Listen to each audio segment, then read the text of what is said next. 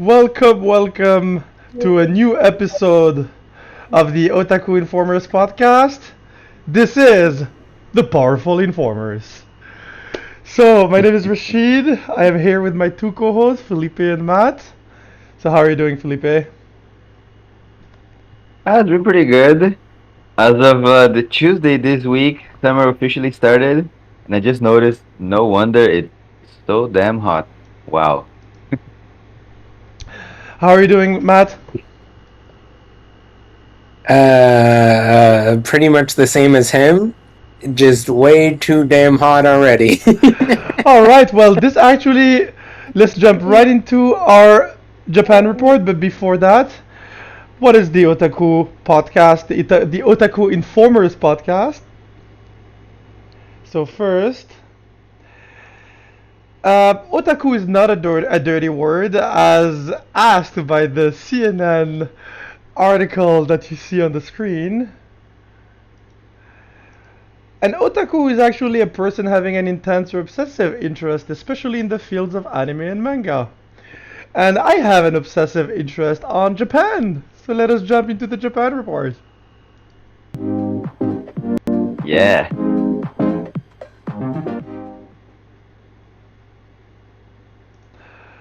Alright, so this is the Otaku report of the Otaku Informers podcast, and you guys actually touched on the first news item. Japan records hottest June day ever amid energy squeeze. So Oh just my God. before I let you guys talk about your own experience, because here at the Otaku Informers podcast, we're very lucky. We have two Otaku Informers on the ground in Japan. So basically, this news article says that um, a city in Japan has recorded the highest ever weather recorded in Japan. Let me just open real quick the article so I can actually read it. But yeah, basically, how's been your experience with the heat, Felipe?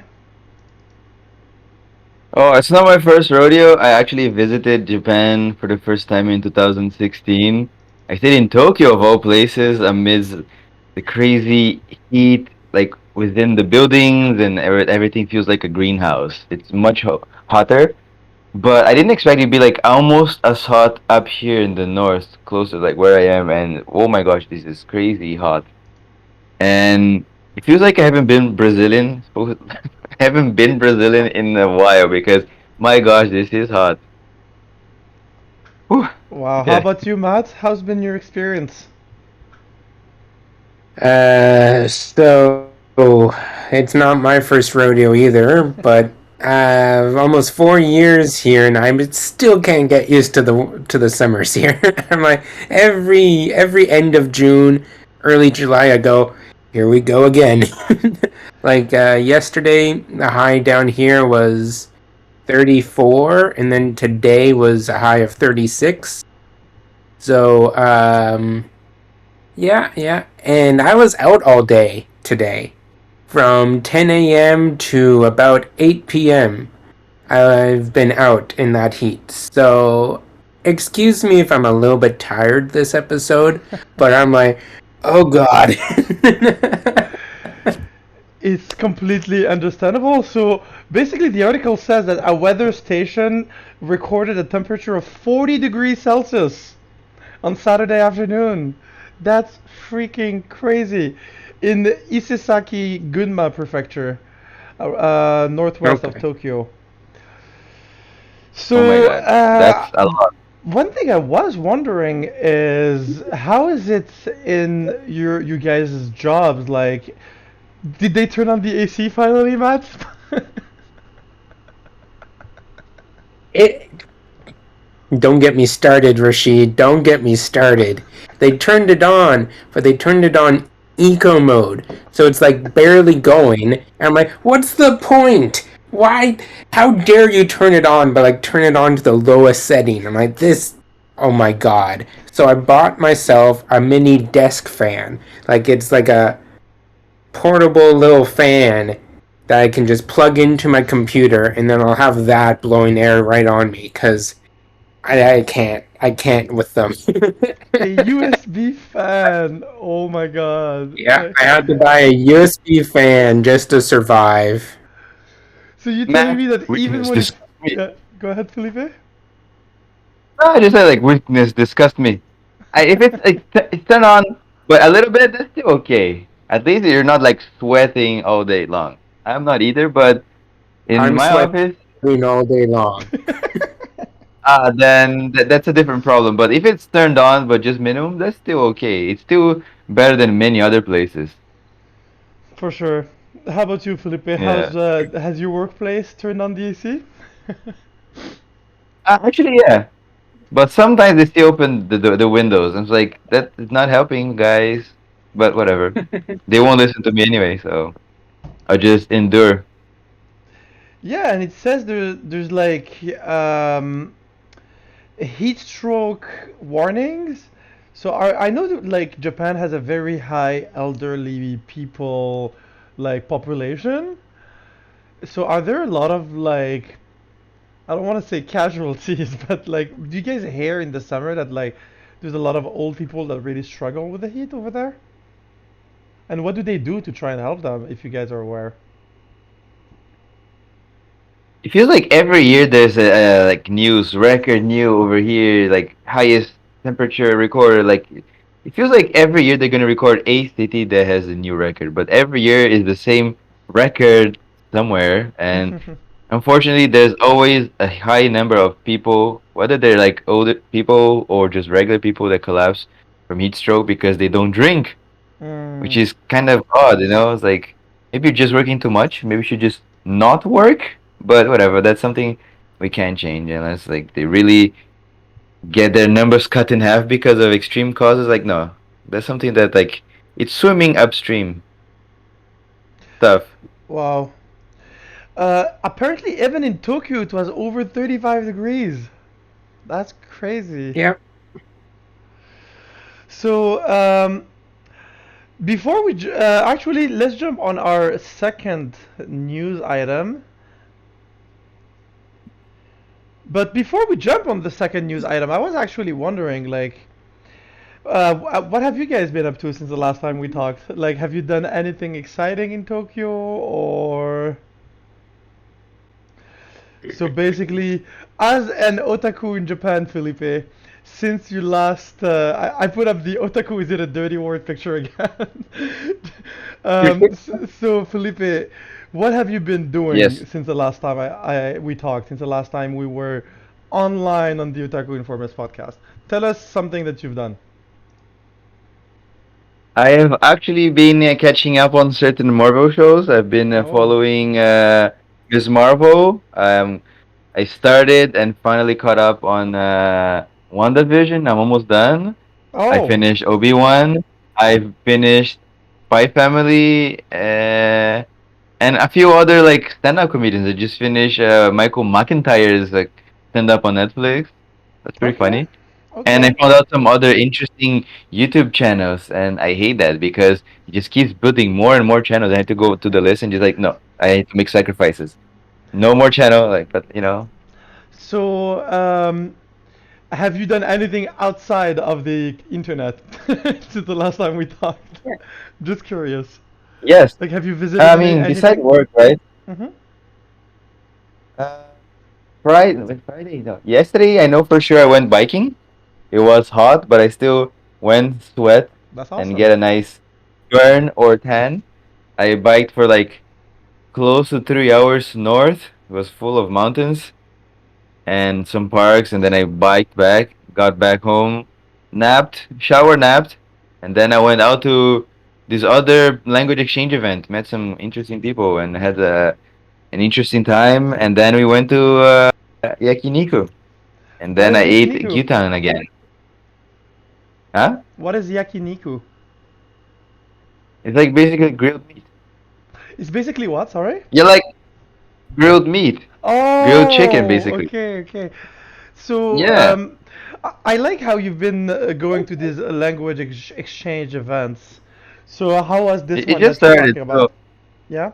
Yeah, this one just started. They plan to like do like every 2 3 weeks now, and it's pretty hidden, very comfortable, cozy cafe that the couple owner might be turning into a cafe bar very soon if In your things go area? well.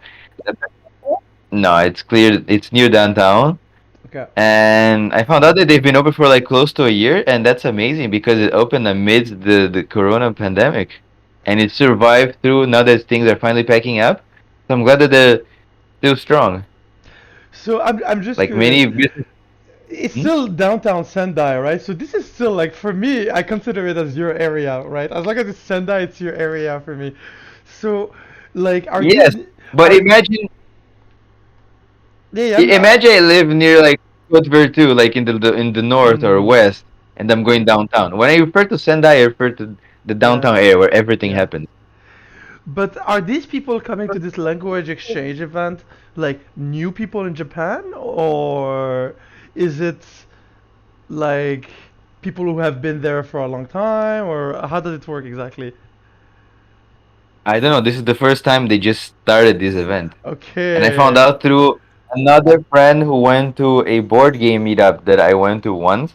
And then these other friends sent me the invite. And then apparently they have a Facebook page, this cafe. And then more people showed up than expected. So, Damn. yeah, I kept in contact. Met some interesting uh, Finnish exchange students. Three Finnish Really? students, exchange students. Yeah. Wow, from There's this Finland. one guy who yeah, there's one of the guys. He enjoys drifting as a hobby, and he's gonna Wow. go to Guma. He's gonna go to Guma actually for that. That's like What? no way. I actually want to go to Guma eventually to try drifting, and that's hilarious. Like yeah, I added him on Instagram, and then we're gonna be plan. But he's here for a short period of time. All three of Yeah. them. They're here for like 4 months, so they'll be leaving in a few weeks, which is kind of sad already because they're cool. I love to hear about the Felipe adventures in Japan. That's you always have very interesting stories. So how about you, Matt? Since the last time we spoke, what have you been up to? Oh God, since last time we spoke. I don't even remember when was the last time we spoke. Oh A God, week I'm ago, getting right? old. Yeah, a week ago, right? Yeah. Yeah. Um, well, I'll talk about today. So today, we went, me and my girlfriend went to the Moomin theme park. Well, Moomin Park. You guys know the Moomin character, right? That, Yes. The yeah, white hippo thing. Remind me? the white hippo looking one. Yeah, Okay. Yeah, Okay. the white hippo thing. I'm gonna Google it real quick the white while you hippo talk. thing. Really, Rashid? You don't M know Mooming? Moomin.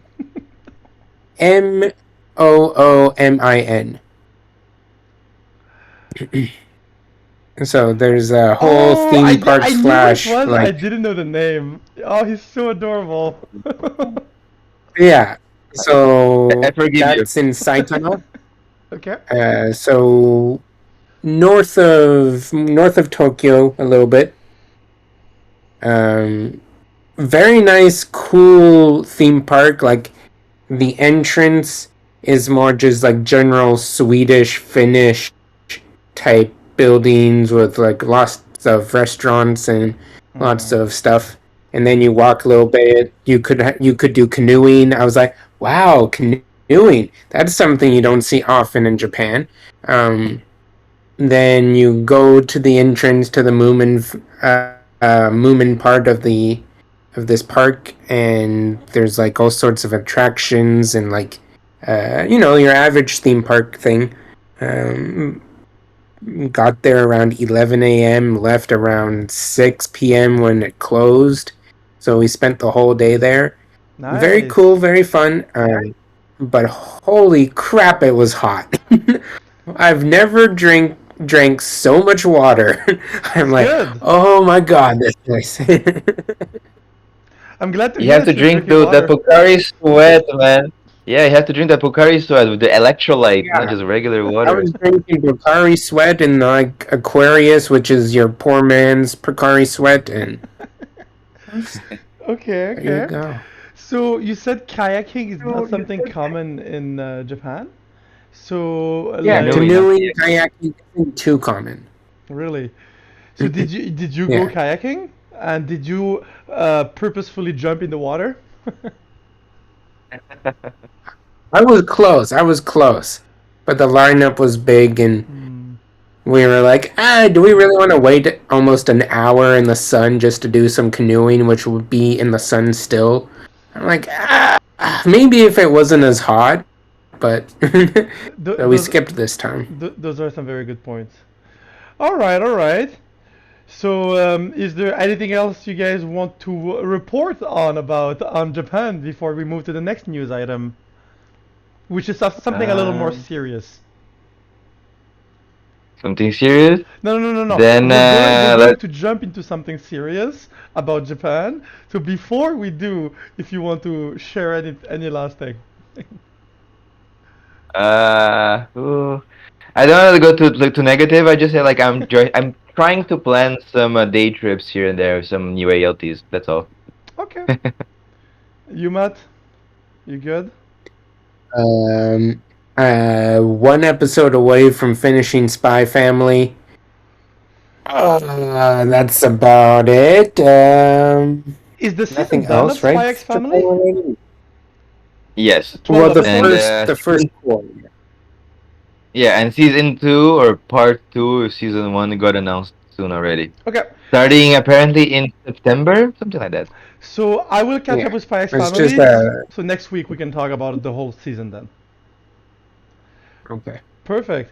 Is there Sure. any other anime you guys are watching that you'd like us to talk about next week that I should catch up on? Don't say One Piece, Felipe. Not me. Uh, Yeah, don't say One Piece. I'm oh, not you don't catching up want on to a thousand start the episodes counter. for next week. You need 3 months to catch up on a Yeah, full-time job. I But need 6 months. actually, I'll message you throughout the week to see what Sure. could if it's anything that is either like launching, airing as we speak, or something old classic in short. Unless you finish Agretzko, just to like No, no, no. understand life in Japan. Yeah. All right, so let's jump to the next news item. Japan Yes, makes sir. online insults punishable by 1 year in jail in the wake of a reality star's suicide. So that's why I was like, we're jumping into a little more serious subject because I have been curious about this. I know this actually happened 2 years ago. This reality star, very sad event. Well, very sad occurrence. I hope it's a very rare occurrence in Japan, but I was actually curious to have your guys' opinion because basically it was a recent article on NBC News that popped into my timeline that says that Japan has made online insults punishable by up to 1 year in prison in an effort to reduce cyberbullying after the death of a reality television star who had faced a wave of online abuse. I looked a little bit into it. It's even more sad when you realize she was only 22. Like she was a kid for real. And previously it says the maximum penalty because when you read a little bit deeper about it, I started wondering, is this actually going to do anything? Because there was a previous penalty for this crime of online insults, which was less than 30 days in prison and a fine of $75. So they just seem to have taken that law but increased the consequences. So, first, let's start with you, Matt. What do you think about? Have you noticed any difference at all since they increased the penalty, the fine for cyberbullying, or do you think it won't do anything? What do you think? So far, I haven't noticed a difference, but I don't think it's gonna change too much. Hmm. Um, like anything is better than what they had before because a $75 charge is like nothing, and then less than 30 days in prison. That's not much. So like those were such kind of dumb punishments that any sort of improvement is better. Um, but will it be enough to get any change? I don't know. People can be real mean online. Once they're anonymous and like you don't they don't have their name or face out there, they can be just as mean as anyone else in the world on the internet. So I don't know if this new upgrade to the Chargers will do anything. Do you think, like, honestly, What about you, Felipe? yeah, what about you, Felipe? First of all, thanks for opening that wound. I'm not in love, but like I used to cheer so much for that star. Oh Rest in no. peace, Hannah. Hannah. And I remember seeing my friend, and he told me that his wife cried so much when she heard the news. So first of all, and also that, well, second of all, I guess, right? That is not uncommon. There's a lot more. Like I don't have statistics on me now, but like it's a lot more common than you think. But because she's arguably a star compared to the common people, it's reported. But third of all, it's better than nothing, like Matt said. And this is Japan we're talking about. Change is ever slow. But once I noticed, in like among one clear example, there's probably others I can't think of. Once Japan does start, like it's super slow, but once they really pick up, they go exponentially fast. Mm. Like, and a crazy example recent was with the COVID vaccines, for example. They were so slow in the beginning, and then they double Canada's number in like half the amount. So, for example, so when they try, if they try, keyword here, if they try, they go really fast. But in this case, after 2 years doing something so logic, and it's a joke. Like for so many serious problems when they should be dealing with, especially because when it comes to money, right? If they, I think the problem with issues like this is the culture itself. I mean, this is oversimplified, but Japan punishing these, or Matt said, like when they're online and they have like anonymity, they're really mean, and it's. I mean, this is like my own opinion, but I'm pretty sure there's some relevance there that people are just mean because they're suppressed, right? They can't stand out in public because of culture itself. Standing out is bad. They're taught never stand out, which is kind of dumb. They should change that. Tangent here. They should stand out. Be your own person, but you still uh, have to comply by the rules as a society, but you still should be able to stand out. Be your own person. Don't be a robot. That's the issue. So going back to these issues here, and they just have anonymity and they can just go crazy, and it feels like there's no repercussion. You cost a life. So there should be a higher punish than this punishment. But also again, in the business side perspective, because of the culture is so like I don't do this, I don't know. Like after the incident happened 2 years ago, many people came forward say like, oh, the staff was involved, the program itself got ahead and involved and stuff, and they portrayed the victim to be the bad guy, and that's why the cyberbullying happened. Like a lot of people came forward that the company, the staff was involved, and the representatives said like, oh no, we should investigate. We don't know what happened. No, just admit you're wrong, apologize, and then work with the victim's mother to set up the cyberbullying and whatever prevention, and try to get save some face, gain some PR back. You know, if they only hadn't denied, don't do like no, just f off, please. So this is like part of the culture that is such a double-edged sword here. Like it's hard to be nice, but like when you really mess up, just fess up, confess, apologize, and work together. And now the show is on limbo because it's an enjoyable show. It was right because it's gone forever because of this incident. Oh, it's gone forever? Okay, I did not know. it's in limbo. It's canceled indefinitely, but it might as well be like forever. But you touched on an interesting point because I did hear that the commentators on the TV show, like the people like commenting on the reality TV show, were very vicious against her, and that they really like did try to like turn her as the bad guy.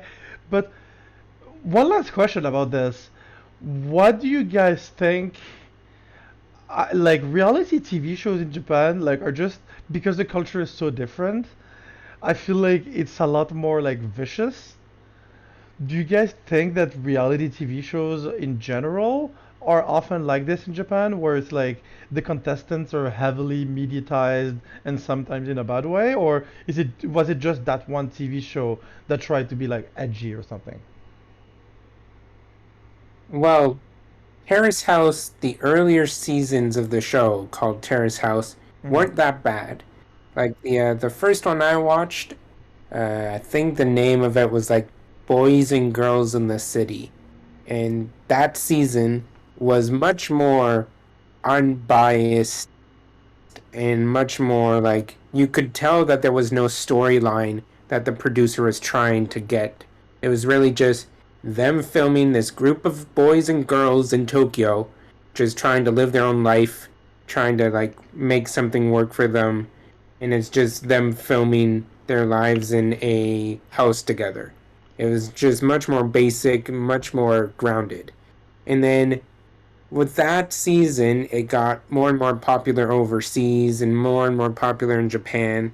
So I'm guessing the producers were like, Mm. "Oh, okay, well we're getting more and more popular. Maybe we can like make different storylines to keep people interested."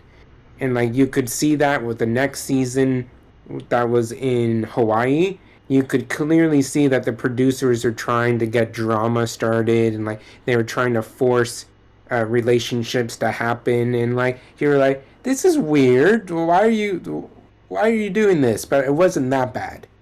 And then the next seasons onward, it just got worse and worse up to this newest season, the Olympic season as they called it.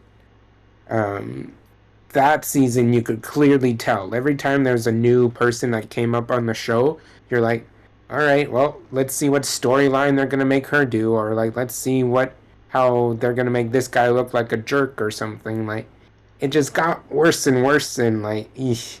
I don't I know if mean, Felipe yes agrees, and but no. that's how I felt. Well, the premise of the show, like the Western reality TV shows, they're basically just stuck in a house, right? And they voted to eliminate each other, and there's a prize money. Terrace House sold itself in being like for not having a script, but we know that's kind of bogus because it's a reality TV show. But that's the illusion, right? So we think that there's no script, so we just go along with that, and they're not stuck in a house. They just go live their lives. We see them in at their job, at school. We follow them when they go on dates. Sometimes they even meet friends outside of the main cast, which is still part of the thing, right? But behind the scenes, they still kind of force you to go date each other, just like happened in season two. The best boy Yusuke, the musician guy, he tried to go on a date with this other chick, he got rejected. So we still see legit he was rejected, and he still film his uh pitiful look, so to speak, right? Like that's not the right like soft words, but like they still film him because the girl rejected him, so he was still like kind of feeling a bit down, but they still filmed him to kind of like capitalize on like his sorrow, I guess. Yeah. So this They is filmed him it. at the restaurant by himself at the table, just eating this sandwich, like looking like the saddest guy ever. He was just like, I got done, what rejected. Oh my god. He was just like so sad eating a burger. I'm like, you guys, I would But not want to That's film this. yeah, but the thing is, like, hilarious. that's still the script or not, where because the staff is pushing them to just go invite that person on a date, just do this. That's still more real than what happened on like the latest season, the incident that led the victim to do the worst, you know. So in the last season, something happened because she was arrested, right? So they made it seem as if her uniform stayed in the washing machine, and then this other participant washed it twice, and then it shrunk, and there was some What? crazy beef there between the cast members, and she was angry, justifiably so, because it's her living, and then the other people they were just kind of turned against her, but she's completely on the right to be mad because it's her uniform and stuff, right? And then the people online were just angry like at her for just because she was always being portrayed as the sweet girl, and then Because she got mad, like after she showed, like, yeah. yeah, so pretty much, so like all the people online, it feels like they're a bunch of dumb robots.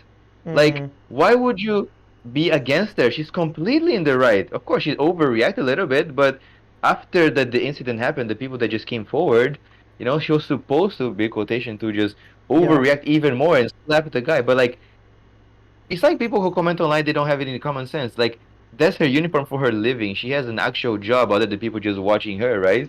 So they completely I don't know how to say. I know. Like the Yeah. people who overreact, they're just dumb. They're just Yeah. children, and they The, just comment mean things because deep down they're all jealous, you know. yeah. And she was so pretty. That's very sad. Well, I hope that's the last time we'll talk about a heavy cyberbullying case like that. I was just very curious, just because, you often hear about Japan not being like, well, them keeping a lot of things inside. So when I hear something like that, it's just, it's like scandalous. So I just wanted you guys' opinions. So let us jump now into the Otaku Report.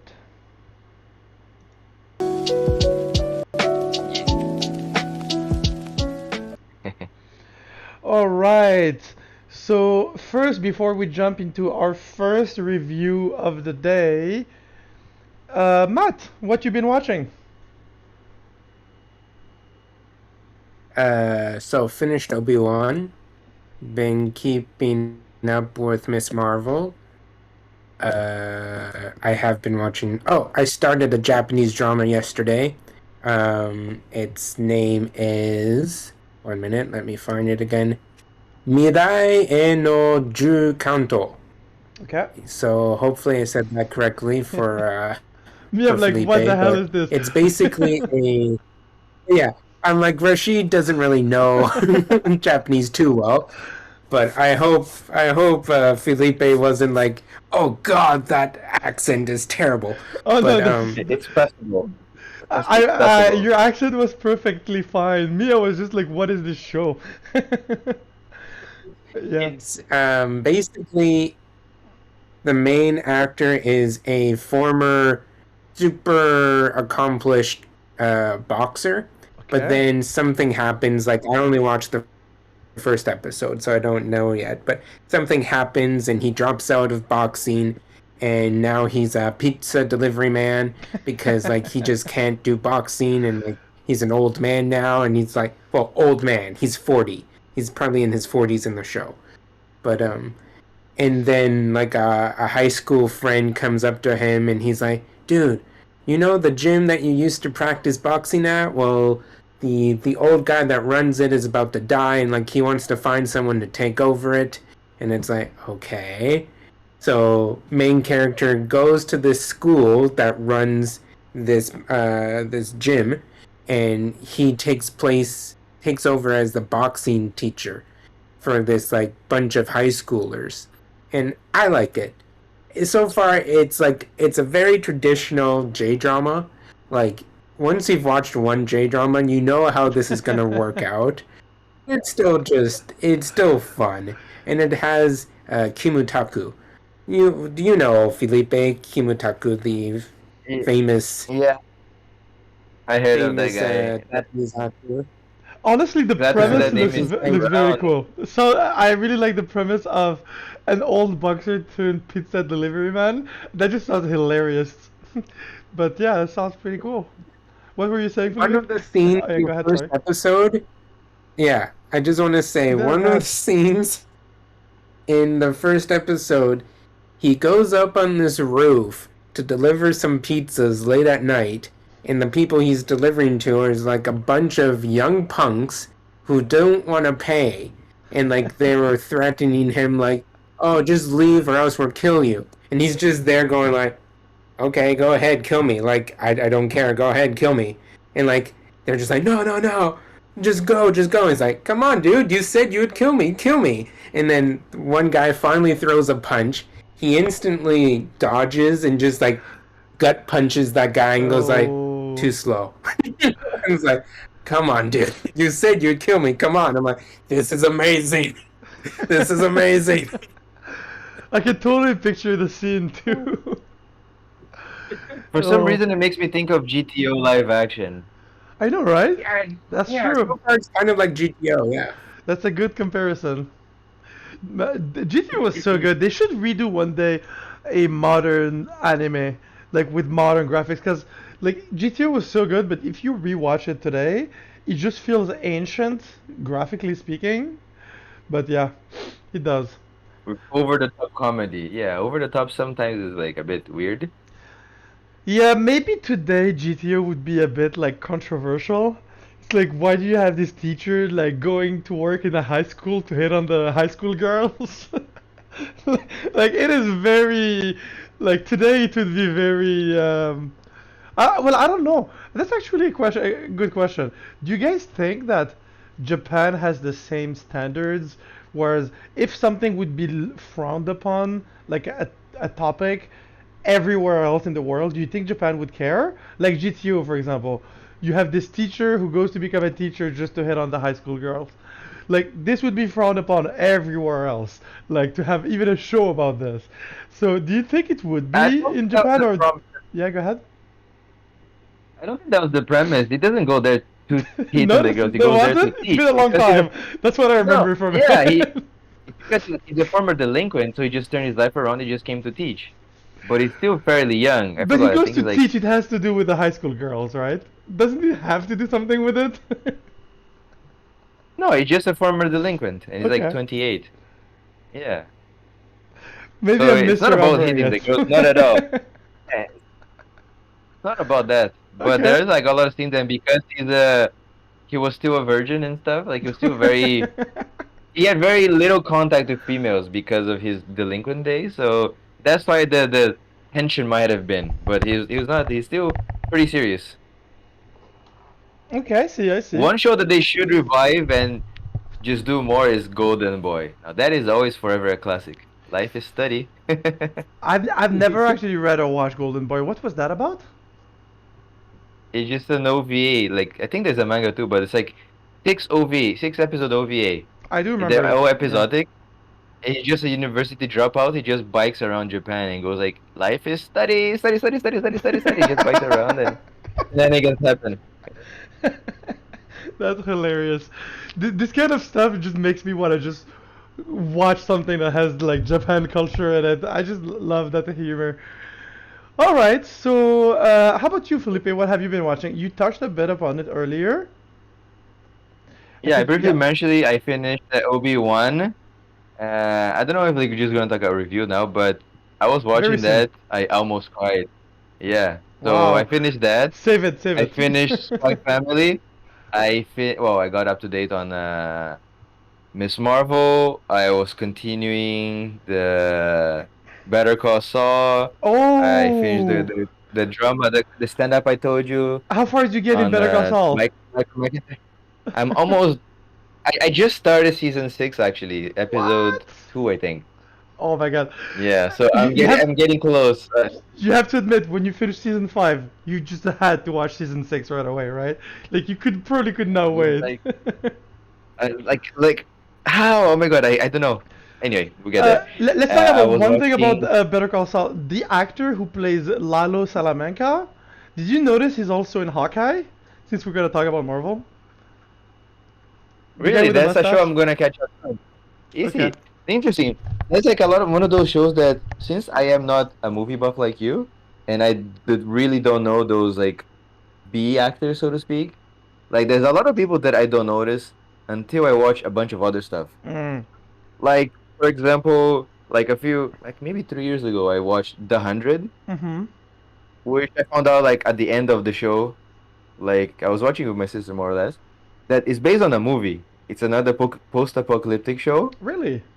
I did not know. But anyway, yeah, I don't recommend because the end is horrible. But anyway, it I was tried still to watch one enjoyable. Like it was a episode. book. I tried to watch one episode of The 100 a long time ago, and I was like, this is too CW. Like it was so CW in the sense that it was like very good looking teenagers on an island. And that was like basically the story or something. Well, there was like a Hunger Game thing to it, but like yeah, I was just like it was like too much. Like there was too much CW. It was like Riverdale. Like I loved the first season of Riverdale. I actually watched Riverdale. So good-looking teenagers. That was not the problem at all. Like in Riverdale, everyone was gorgeous, but the thing is, it was very comic booky. Like even the main actor, the redhead guy, you feel like you're watching a comic book, just because of how Yeah, colorful it is. But yeah, anyways, yeah. I digress. So there's an actress there on this show, The Yeah. 100, who turned up on Fear the Walking Dead. She's beautiful. Oh, is it Alicia, the who I main really actress from The Walking Dead, the daughter? Yeah. yes, Yeah, yeah, yeah. she's one of the 100. So there's her, and even the main Walking Dead show. There's a character there that I noticed like sometime later when I watched Shazam that he's also Billy Batson's foster dad. So one of those like unknown actors I just like noticed after the more shows I watch. So you mentioned Lalo Salamanca Oh, is Lalo in Salamanca. Hawkeye. It's like I gonna be paying attention to those nameless actors, so to speak, right? Just small Because I don't parenthesis. know many of those. A small parenthesis, and we'll jump Yes. back to a subject that Matt can actually contribute. But Lalo Salamanca was so like he's a villain that is introduced in season 5 of Better Call Saul. You never see him before that, right? Maybe you see him briefly in season 4, but he's such a good villain, such a good actor that he literally like plays the same role in Hawkeye. Like, remember the guy who plays her stepfather in Hawkeye, Matt? The guy with the mustache? This is like a Yeah. guy, the guy who like plays swords with her. Like he's like a, like you think he's the bad guy in Hawkeye, but at the end he's not the bad guy. Like he plays like the Okay, same. that guy. Okay, Yeah, yeah. he plays the same role in Better Call Saul, and like you know that the guy who made Hawkeye saw him in Better Call Saul. They were like, we need to get this guy. Like he's just so charismatic, and yeah. Anyways, I love him. Yes, he is charismatic. He's like kind of guy that like just looks like scary, but not like Yes, scary, but like you don't want to mess with this guy. But it's like it's annoying scary to me. It's like really, and I me it was just not think annoying. Okay. not annoying in that sense, but to me it's like I'm just thinking you're tough, you care about your peers, your family, whatever, but like you're still like if you're not my family, you don't matter at Mm, all. And that's what it feels like. And that's fine, right? Because he's on the bad side of the law, quote yeah. unquote. But I'm just thinking, how do you get in that area, right? It could be a bunch of reasons, but I want to know how did he get started? If he just grew up in the family and then he had no choice, he knew nothing but that, right? So that's what it's probably the case. But I'd like to know a bit more. I just thought of one And topic of news topic that actually I want to throw to you, Matt. That I forgot to include a picture, so I'll just put like a quick Otaku report just so that I can see it for the timestamp. Okay, Otaku report news. What do you think about Black Adam trailer, Matt? I'm very like before that trailer, I was so on it. I was like, okay, we haven't seen anything, so I'm not sure if I'm gonna like it or not. But that first trailer, I'm like, wait a minute here. Now this is my jam. I If honestly they thought the actually same. Yeah. go through, yeah, if they actually go through with him being this superhero that doesn't care about not killing people, and like he says in the line, he's like, I don't care, like I will kill people if I need to. I'm like, ooh, I like this. This is a good twist. Um, and so far the trailer looked better than I expected. How about you, Felipe? Did you watch the Black Adam trailer? And did you watch Shazam? yes, yes, I did. I watched Shazam. First of all, I just like would like to hope that DC somehow survives because of recent news, more and more news with our no longer Flash Ezra Miller just messing up news of having like a family in his basement and an arms dealer and like a farm and growing weed. Is like it's going from bad to worse. Like there, it feels like the more news you see from this guy, he's just dooming the DC EU further and further. So I hope Yeah. that The Rock can revitalize this franchise just like he did with the Fast and Furious, sort of. But that's a different double-edged sword because he sort of took over. At this point, it's Vin Diesel's franchise, and he's like, The Rock, don't come here to my house again, right? So that's Oh. like the difference. Yeah, yeah. So back to Black Adam, I don't know. Like he's been said in interviews that it's a character he's been wanting to play forever, right? And okay, and why haven't you done anything? Like, of course, the script and all this, but like 10 years to make a good I script? think more than 10 years. Like I'm sure I started hearing about this before like 2012. But like Yeah, yeah, that's Yeah. it's crazy. been a It's long time. like he's already one of the best paid actors in the world, and he's been doing so much. If you really care about this one project, drop everything else and focus on this shit. 10 years for one trailer? Oh my god! And like, I like you. You're a good actor. You're charismatic, but 10 years? Stop your stuff and focus on this one thing you want. I mean, I'm not here to Yeah. judge. I don't know. Like, yes, bro, and that's why he is still popular, famous, and relevant. So okay, but like, as the fans, like, who will consume and only care about certain genres or anything, like, really 10 years for a trailer?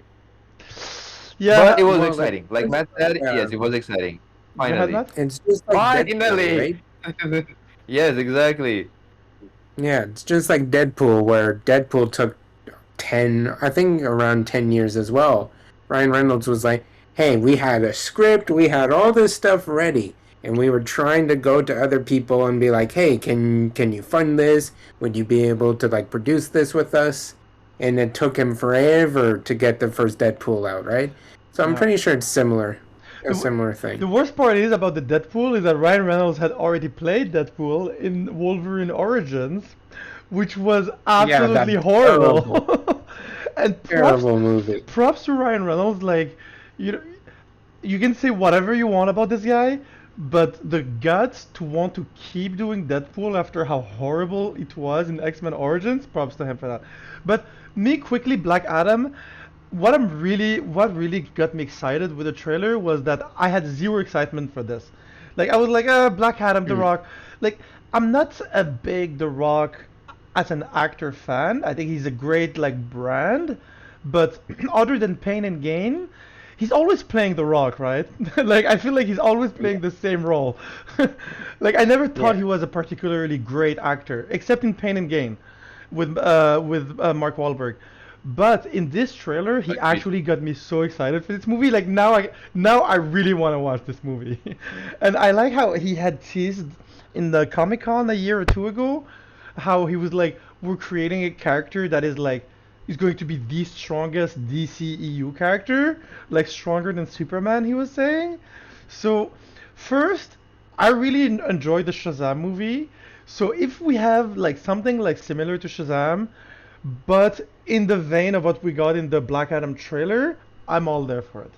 So, yeah, I really liked how they're toying around the fact that he may be a good guy or a bad guy, but you know he's gonna be a good guy. Like, Yeah. like The He's an Rock is not gonna anti-hero. want to play this super crazy villain. Like I don't know. Yeah, He'll But be he's an an anti-hero. anti-hero. yeah, anti-hero, anti-hero who's still a good guy at the end. You know, who still saves the Earth. Yeah. But yeah, so that was Yeah. the Black Adam trailer. I really enjoyed Shazam. The only thing about Shazam is that it was like it felt like not a one and done, but like when you finish Shazam, you're not like, oh my god, I cannot wait to watch Shazam 2. Like the end of Shazam is pretty like decisive in the sense that like you have all those seven Billy, I think his name is, like the kid who turned Yeah. into Yeah. His yeah. family, his brothers. Yeah. Yeah, like they all turn into they all have some of the power of Shazam. Like it was a really cool like Christmas movie. You know what I mean? But like yeah, this actually made me excited to see more. Like I want to see Shazam against Black Adam now. But anyways, Shazam 2 comes out this year? I think Shazam 2 comes out this year. you see, Or I is it completely 2023? forgot we were getting a Shazam 2. Like you just reminded me. I literally had forgotten this movie was like coming out at all. In I December, remember seeing a supposedly. trailer for it earlier this year, but I Yeah. don't remember. I think it's either the end of this year or early next year we get Shazam 2. Yeah, Oh, it says December 2022. 21st. Yeah, so either Yeah. ways, I Yeah, think December 21st, supposedly. 2022 it says. Yeah, supposedly. This year is packed. We're gonna have like Thor 4 in a few weeks. Oh my god, I cannot wait for this. Then Like, like it's already Yes. less than 2 weeks, right? Yeah, less than 2 yeah, I weeks. think so. July 7 or so. I cannot wait. And for I this. can bet. I hope not. They're gonna release Morbius again at their time. It's Morbing time. God, just let that Uh, movie die. Just let that movie die. And apparently, like, I'm not a a big Spider-Man comic book fan, but apparently they're making a Craven the Hunter movie, who's like this random It's villain. already done.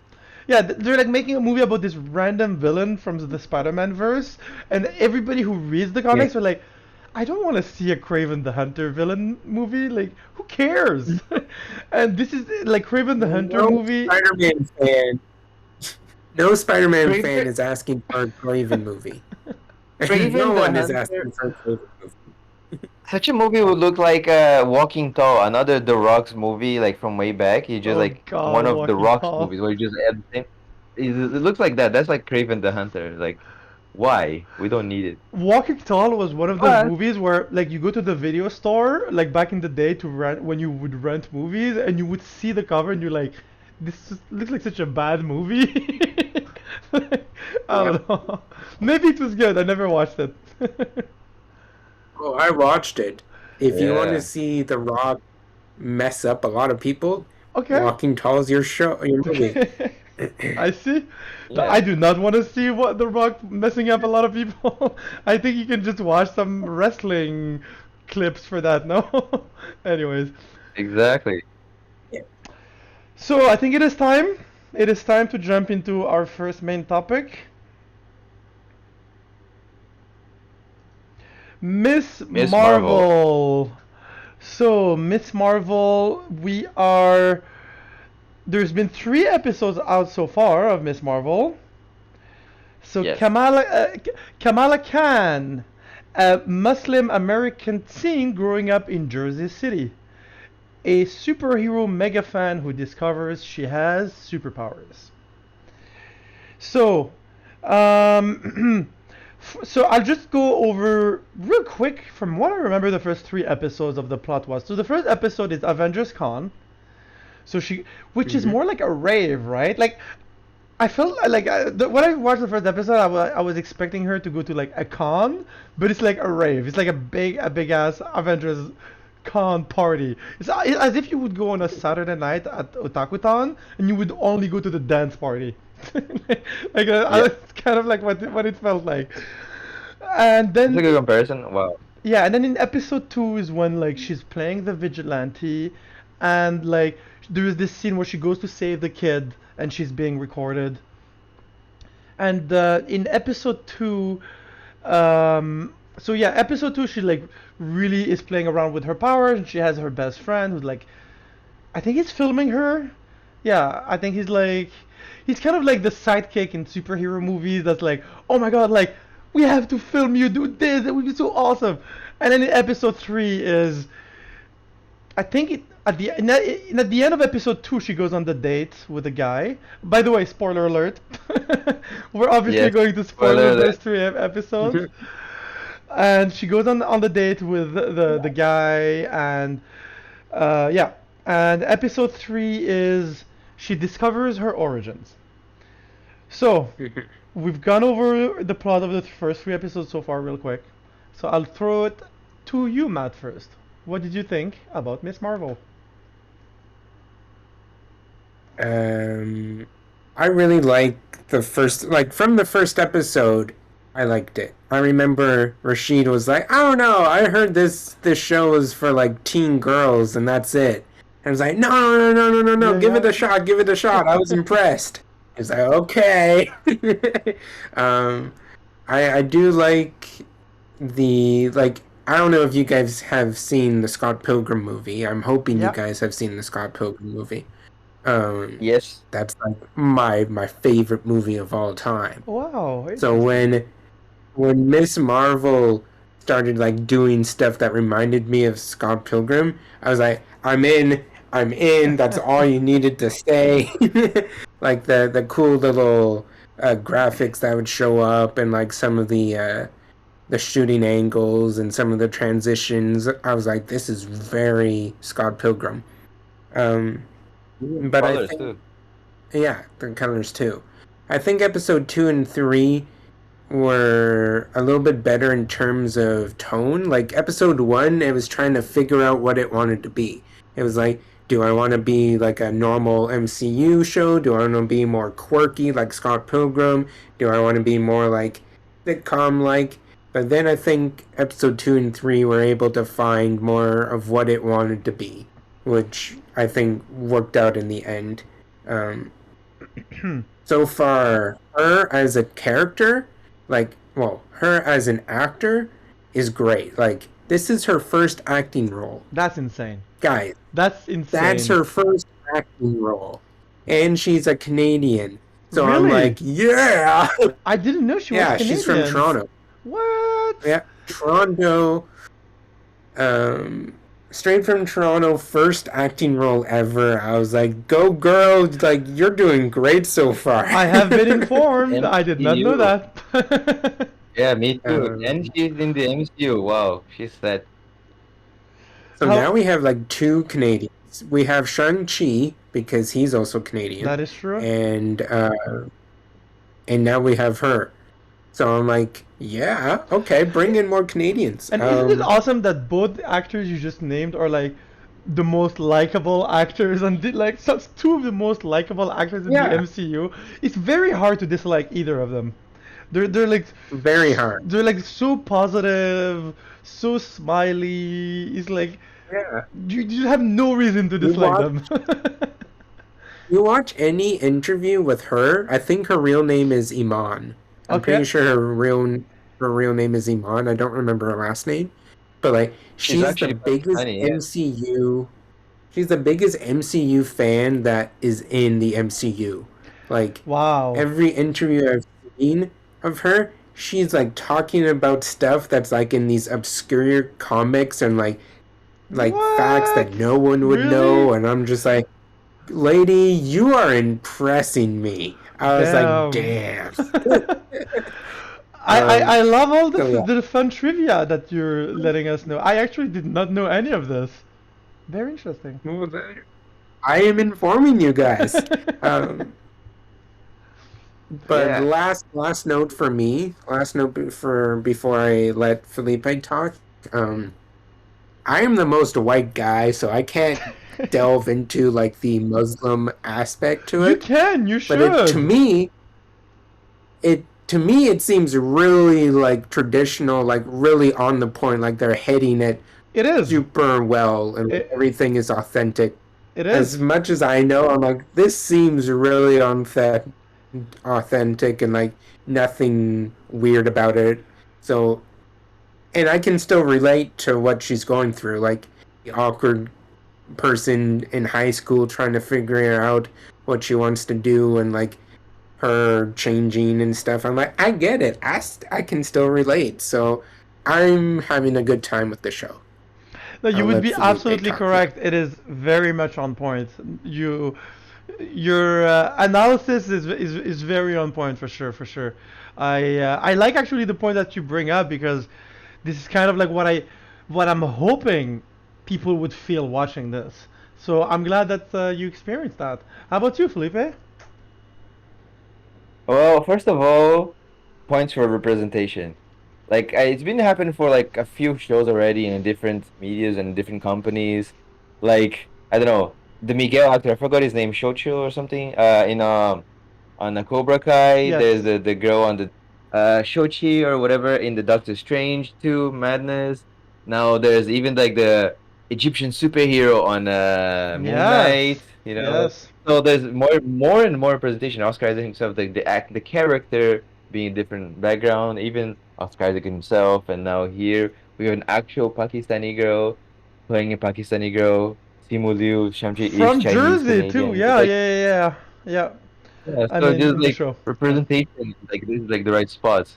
Now as for the episode itself, I like and like episode one, everything happens by accident. Which by the way, I came across um something online, and apparently the sidekick Bruno or Brian, as the love interest would say, who's saying it on purpose, Brian Bruno, he was supposed to be Spider-Man instead of Tom No Holland. way. Can you Yeah. imagine that? He was supposed to be Spider-Man instead of Tom Holland? Yeah, Yeah. he was in the running for the role. He looks exactly like Tom Holland too, now that you mention it. The sidekick, right? Her best friend? Yeah. Yeah. He's similar for sure, yeah. So I can see how he was in the running. Wow. Man, Yeah. could you imagine Like how the, he there's must like a feel? sense of like here. Like getting that So close to back to being Peter then, Parker? Yeah. I wonder how salty he is or isn't, right? If you just respect because he was the better man. I guess because Tom Holland was some kind of ballerina or whatever acrobat, so I guess He that's was the he was plus he Billy got above Elliot. everything else. Sorry to cut you off. Yeah, he was Yeah, Billy Elliot in like a yeah. big play. Yeah, I think So he was. maybe that was his plus. But one thing, like analyzing the episode itself, I wonder. I mean, it's already a fictional universe, but he's in Jersey, in the middle of the boonies, like in nowhere, like some random neighborhood. How smart is he to came up with some crazy? Of course, he just like DIY stuff, like like lights and gloves and whatever. But like the certain like amount of reading he's doing, like I wonder how realistic that could be. Unless you're really a Yeah, bookworm and just reading like but that's some stuff feels like a bit unrealistic, but oh, mm, let's slide because it's a show. But other than that, he's a good side character who's obviously in love with her, and he's doing his best to help her sister. In episode 2, we got the Rocky montage, training montage. You know, yes, just yes. that's pretty good. Yeah, no, I was And then gonna at the say end of episode, sorry to get you off. I was gonna say for the okay, sidekick thing. I mean, look at the sidekick in Spider-Man, like in No Way Home. Didn't the sidekick just become like as he got the powers of Doctor Strange, like from one minute to the other, and he was able to control it and everything. So like, I feel like sidekicks we've seen more unrealistic. I mean, it's But not yes, impossible, right? Because like Ned, he like some people are just smarter of others. They just pick up certain things fast and like hacking and whatnot. So okay, that's still somewhat believable. It feels like it's like shoehorned last minute, like about having yeah, his family having some kind of magic affinity or whatever. I'm like, yeah, sure, let's go with that, whatever. If they can expand on that for him to become the hobgoblin. But anyway, yeah, yeah, so this sidekick on Miss Marvel it's still somewhat more believable because still like it's just reading. It's not like actually coming up with crazy holographic technology. So hmm that's still believable. But judging from the end of episode 2, where she's chased by the drones, I could almost guess who would be like the bad guy.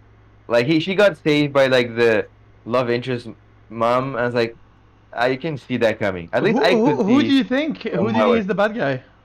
You said you can almost guess. Because I honestly I don't mean, know.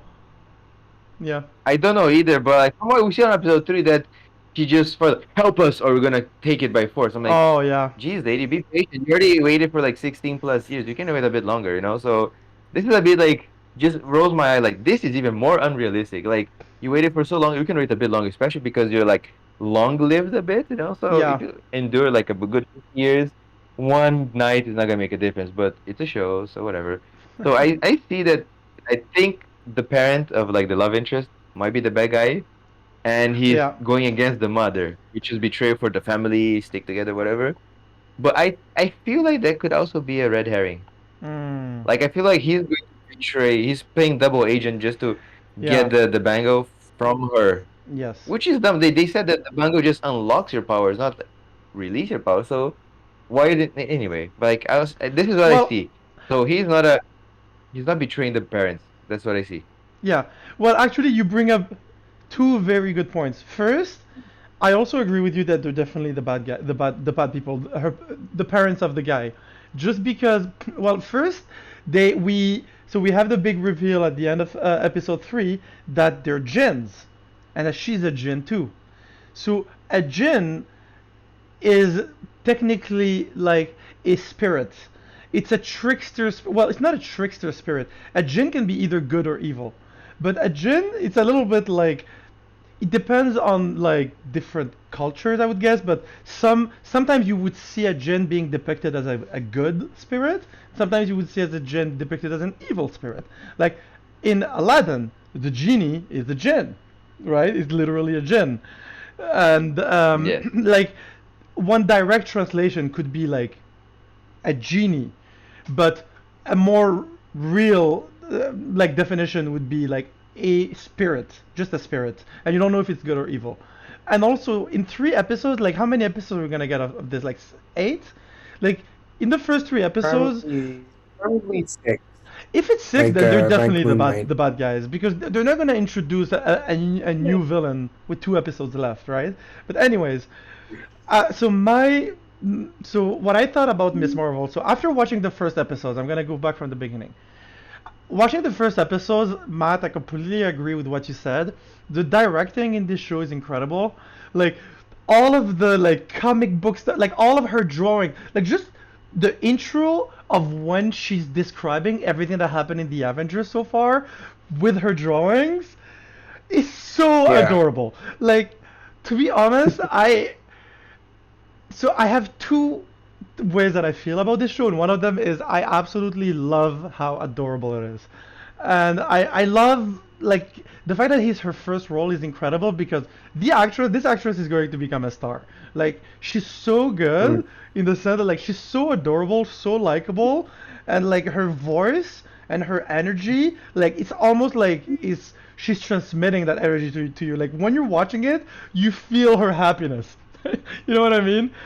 And me, Yeah. what I was definitely extremely impressed by in the first episode right away is I was like, wow, we're seeing an American TV show in Jersey, which is like near New York, where it's like it's always been, I wouldn't say like racist, but like since 9/11, you wouldn't think you would see the first Muslim Disney show happening in Jersey, where like I couldn't believe that they were even talking about a mosque, showing inside a mosque, and they took a huge risk. Like this TV show for me is one of the riskiest for them, just because it's very political, where they like the you know how they say there's not a lot of people, the audience is small. Of course it was playing airing at the same time as Kenobi, but it's not just that, it's a very small portion of the population that would like that would be like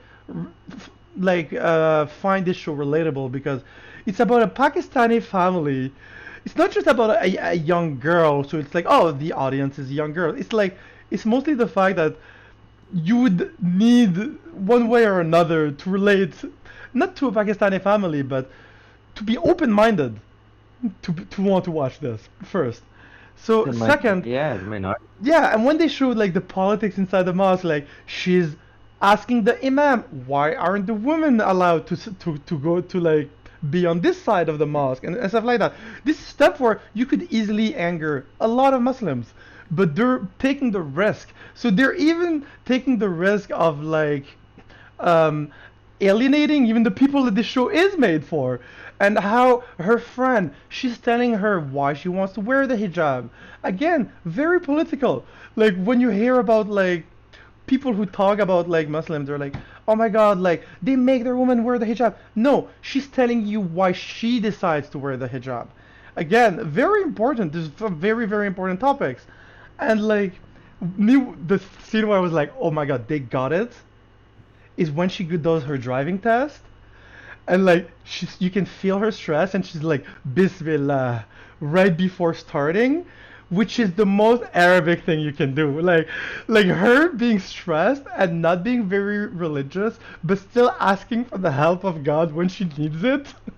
It's like it's very, very, very on brand. So everything that you say, it's on point. Oh my God! Like this one guy that so he was on Fat Man Beyond, which is the Kevin Smith podcast. He was like, he was a Pakistani and he grew up in a family like that. And he was like, I thought I was seeing inside my own house, you know. And even all the jokes that they make, even showing her parents how, even though they're very religious, they're so they love her so much that they still let her do what she wants, right? Like even though oh, this line where I burst out laughing. I was like, I cannot believe we have a show that says this. Where the mom is like, you want to go to that Avengers Con? There will you can go even though there will be a lot of very haram things going on there. Like just her saying like there's gonna be a lot of haram things going on there, but it's okay, you can go. It's adorable. It's great. So that's everything I love about the show. But one criticism I do have about it is I just wish there were bigger stakes. Like watching these Mm. episodes, it's adorable and everything, but like the first episode, I just feel like there are not enough. Like maybe they need they needed a bigger villain, or just something where things are happening faster. So me, that's the only criticism about the show is that I just find it a little bit slow. And I just wish things were happening faster. And sometimes like I'm watching it and everything, and I'm like, the whole scene where she's going on a date and everything is definitely not for everyone. It's still for a younger audience. So yeah, otherwise, Yeah. that would be what I thought about the show. It's like everything that has to do with representation, I think it's great, amazing, on point. And story-wise, I just thought it would maybe need a little bit more stakes, more things to make you like, oh my god, I cannot wait to see what's gonna happen in the next episode. Go ahead, Matt. All right. Two things before we move on to Obi-Wan. Oh, for I sure, for sure, just want to mention. for sure. Um, like, her character is confirmed to be in the next Captain Marvel movie. So something has to happen at the end of this episode, at the end of this series, for her to like transition into joining Captain Marvel, right? So I wonder if you might get some more higher stakes near the end of the series. Or maybe like Captain Marvel finally shows back up, right? That's what I've So been that'll be wondering. Captain interesting to Marvel has see. to show up, right? Like they keep talking about her so I much. like I really hope she shows up. Yeah, Kind of Actually, like the maybe not. Qui-Gon Jinn cameo. yeah.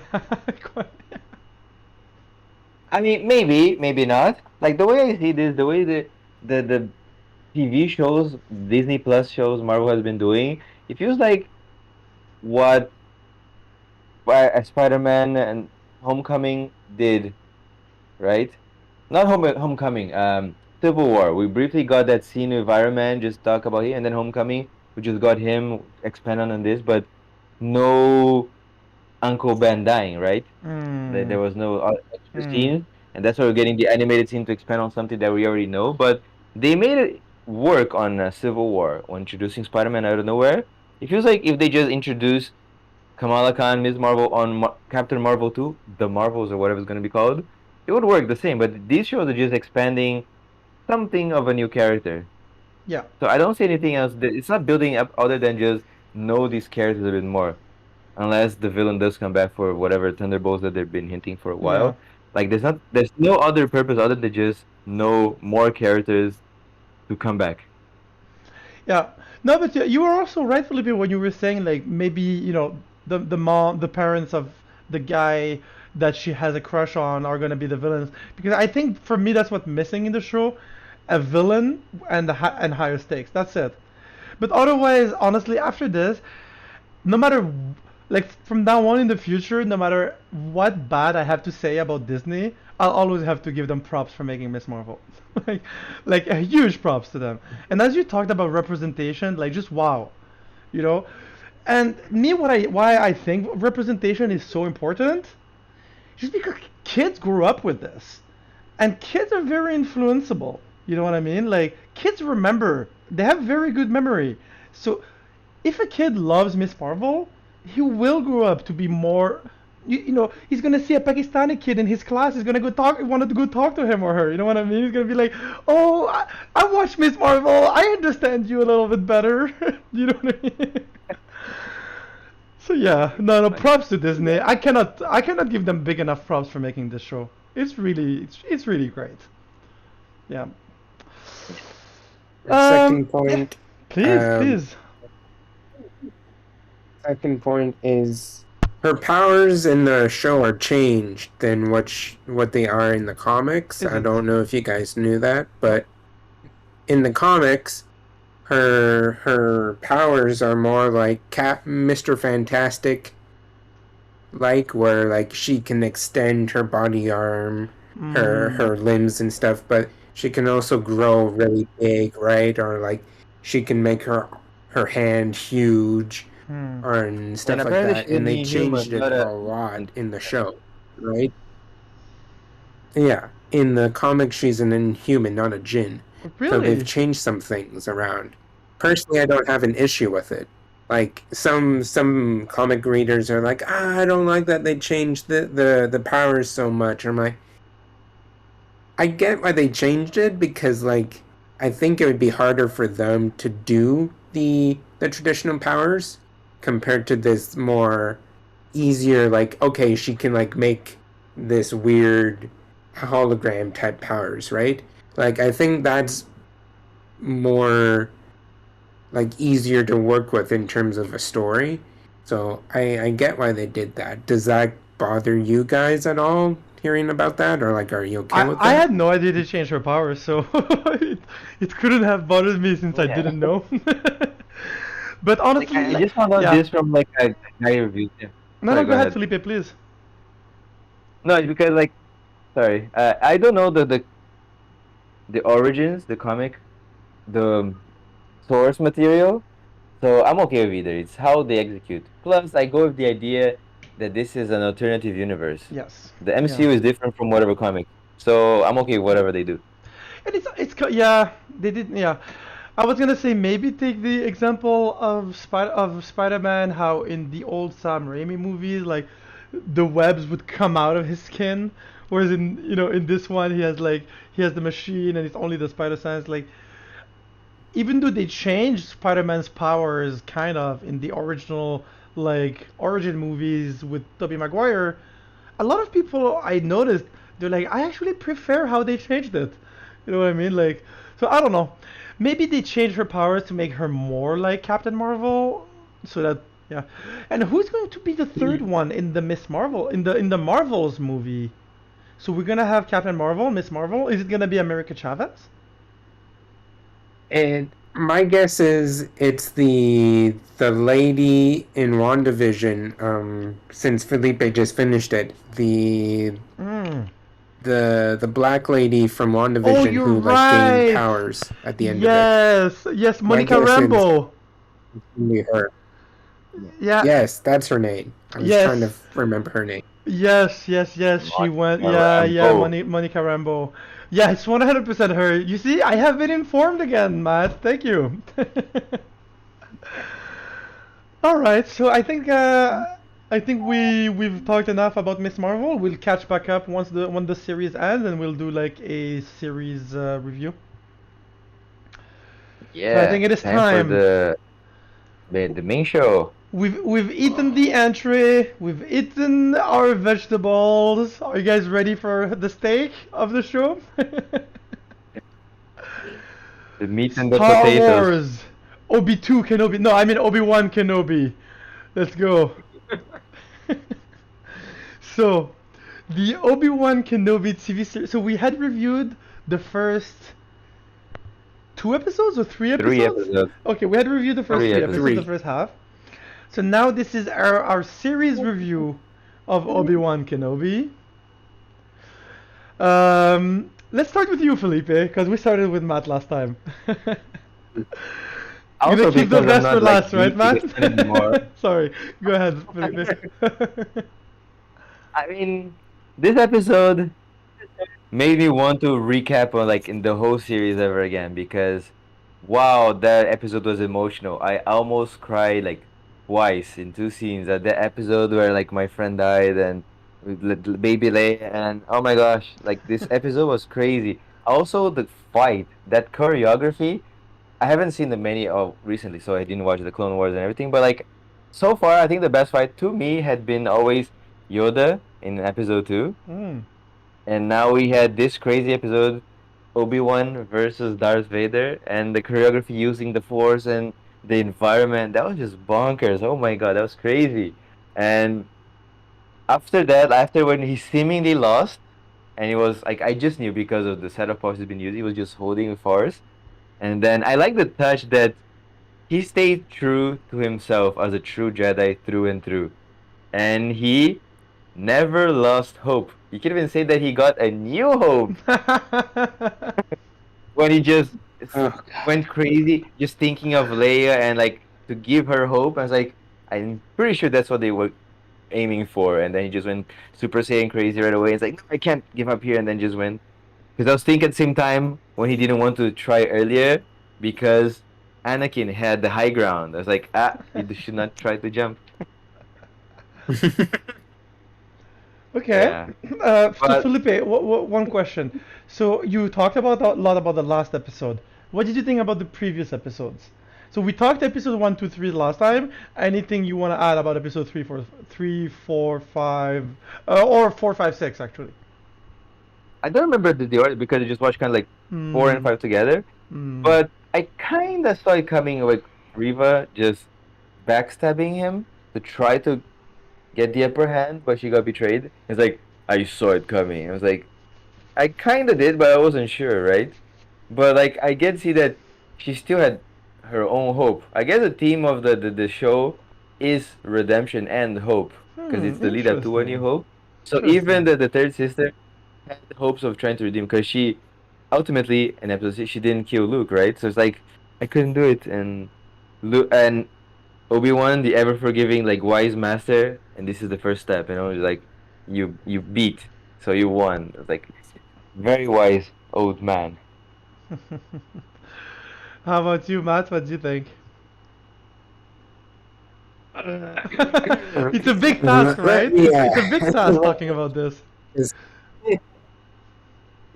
Yeah, I've had some time to think about this a little bit. Good. Um,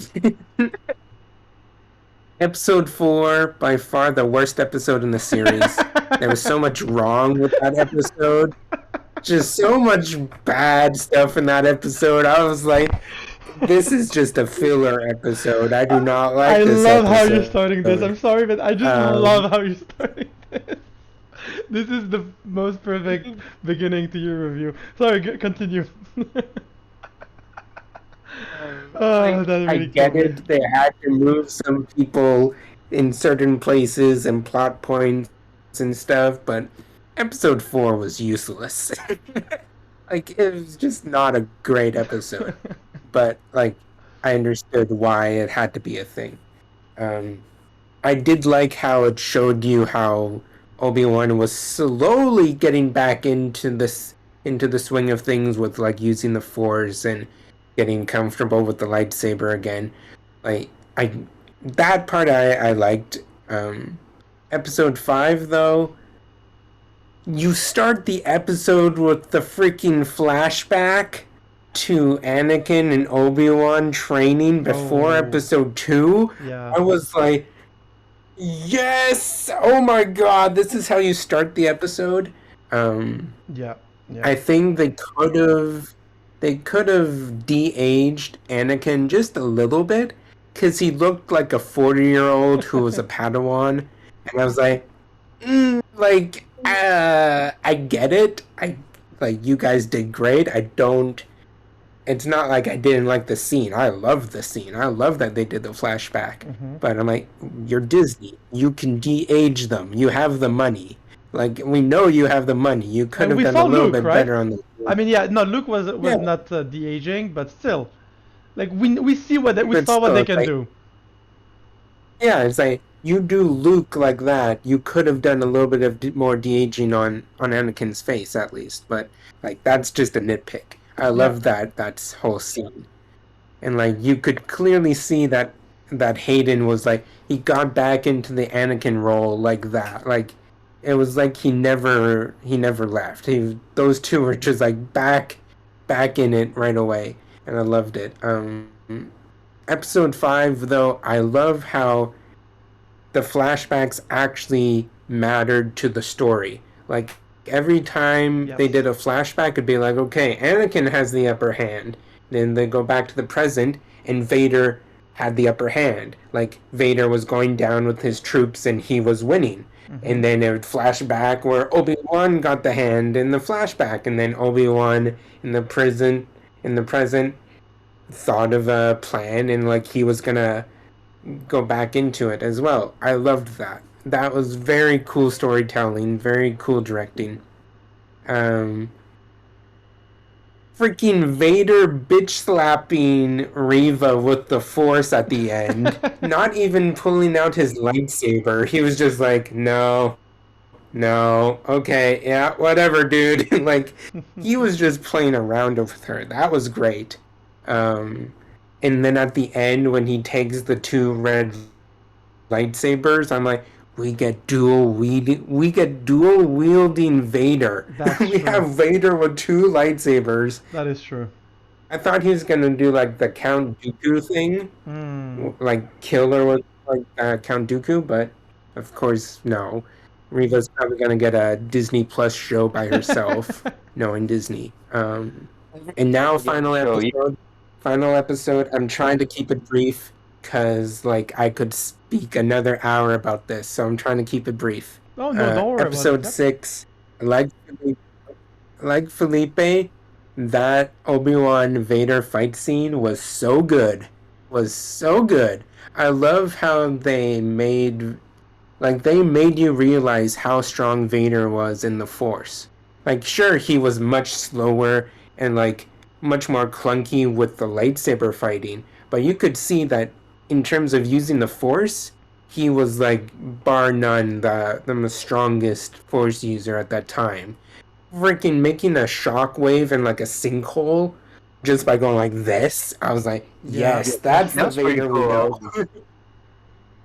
know. um, the line that he had where they're fighting and then Vader goes, I see you've regained your power, Obi-Wan, but you still have your weakness. And he just like throws this giant rock away. I was like, oh shit, Vader. And then when the mask breaks open and you could hear Hayden's voice come out, but it was like mixed in with the Vader voice. So it was like part Hayden, part Vader. I was like, yes, yes. And that evil smirk that he gets at the end where he's like, I killed Anakin. And I was like, oh No. shit! Oh shit, Hayden! Why did you go so hard? Yeah, like, why did you go so hard on this? You brought your A game. And then, of course, you get Qui-Gon at the end. Like, personally, I didn't really care about Reva, so that's why I'm not talking about her storyline too much, because I was like, okay, yeah, cool, whatever. I'm in it for Obi-Wan and Vader and that storyline. Like, Reva, cool, sure, whatever. Mm-hmm. I'm not like the thousands of fans who don't like her. Like, I'm not gonna, I'm not gonna bash you. Like, you did good. You acted well. It's just I didn't really see the point of your character in the show. But yes, as you can tell, I was a big fan of this series. Just a little bit of a big fan of this series. Okay. Yes, I will end with. I feel like you still have some mixed feelings though, because you say you're a big fan of the series, Yeah. but you seem to have heavy criticisms. Like the whole character of Riva, you're literally choosing not to talk about her because of how much you disliked it. Yes. And by Yeah, the I'm way, like, you did a great job, yeah. lady. You did a great job, lady. I don't have no criticisms about you. I just have criticisms about the character. I'm like, Yes, the yes. character did not need to exist.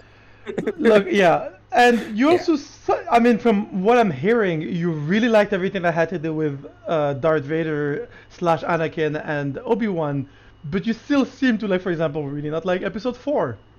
So how do you feel like those mixed feelings affect your overall opinion of the show? And I didn't even hear you talk about Baby Uh, Leia. Kid oh, Leia, yeah. yeah, baby Like I Leia. feel Like, like you're really like picking and choosing just because you have so much respect for the show that I feel like you're yeah. being overly kind to it. I'm trying to not be too judgmental No, no, because of it's course, getting enough reading stuff online. But 100%, I like, agree. I don't have too much. I don't have too much issues with Baby Leia, unlike some people online. Hmm. Like she did well. Like it's Yeah, cool. I like that she was part of the show for sure. I like yeah. that um, her and Obi-Wan were able to have like some sort of relationship. Hmm. Um, the other part of me gets why people are complaining because when you see her first message to Obi-Wan in episode 4, it really sounds like she never met Obi-Wan. She's never even talked to him. So I'm like, lady, you were 10. You weren't that young when you had this massive adventure with him, right? Like, it's not like you were like a 2-year-old toddler, right? Like, Yeah. you were 10. You clearly remember this stuff still. So like, I get that criticism, but on the other hand, I'm like, Shia was a great part of the show, and like, and she was cute, and her robot was cute. Like when Obi-Wan Well, finds the robot in his robes before Yeah. the Vader fight, I was like, that's just cute. That's just cute. Go ahead, Okay, Felipe. you can go ahead, I Felipe. just want to add like to Leia's defense. Sure, it may have been a great adventure, and you're not that young, but she's 10, and it has been 10 years, right? Like you don't remember like what you did last week. Yeah, but no See one the threatened difference? my If you can life with a remember in the lightsaber last week. But no last one week, and threatened she me with won an adventure. a lightsaber.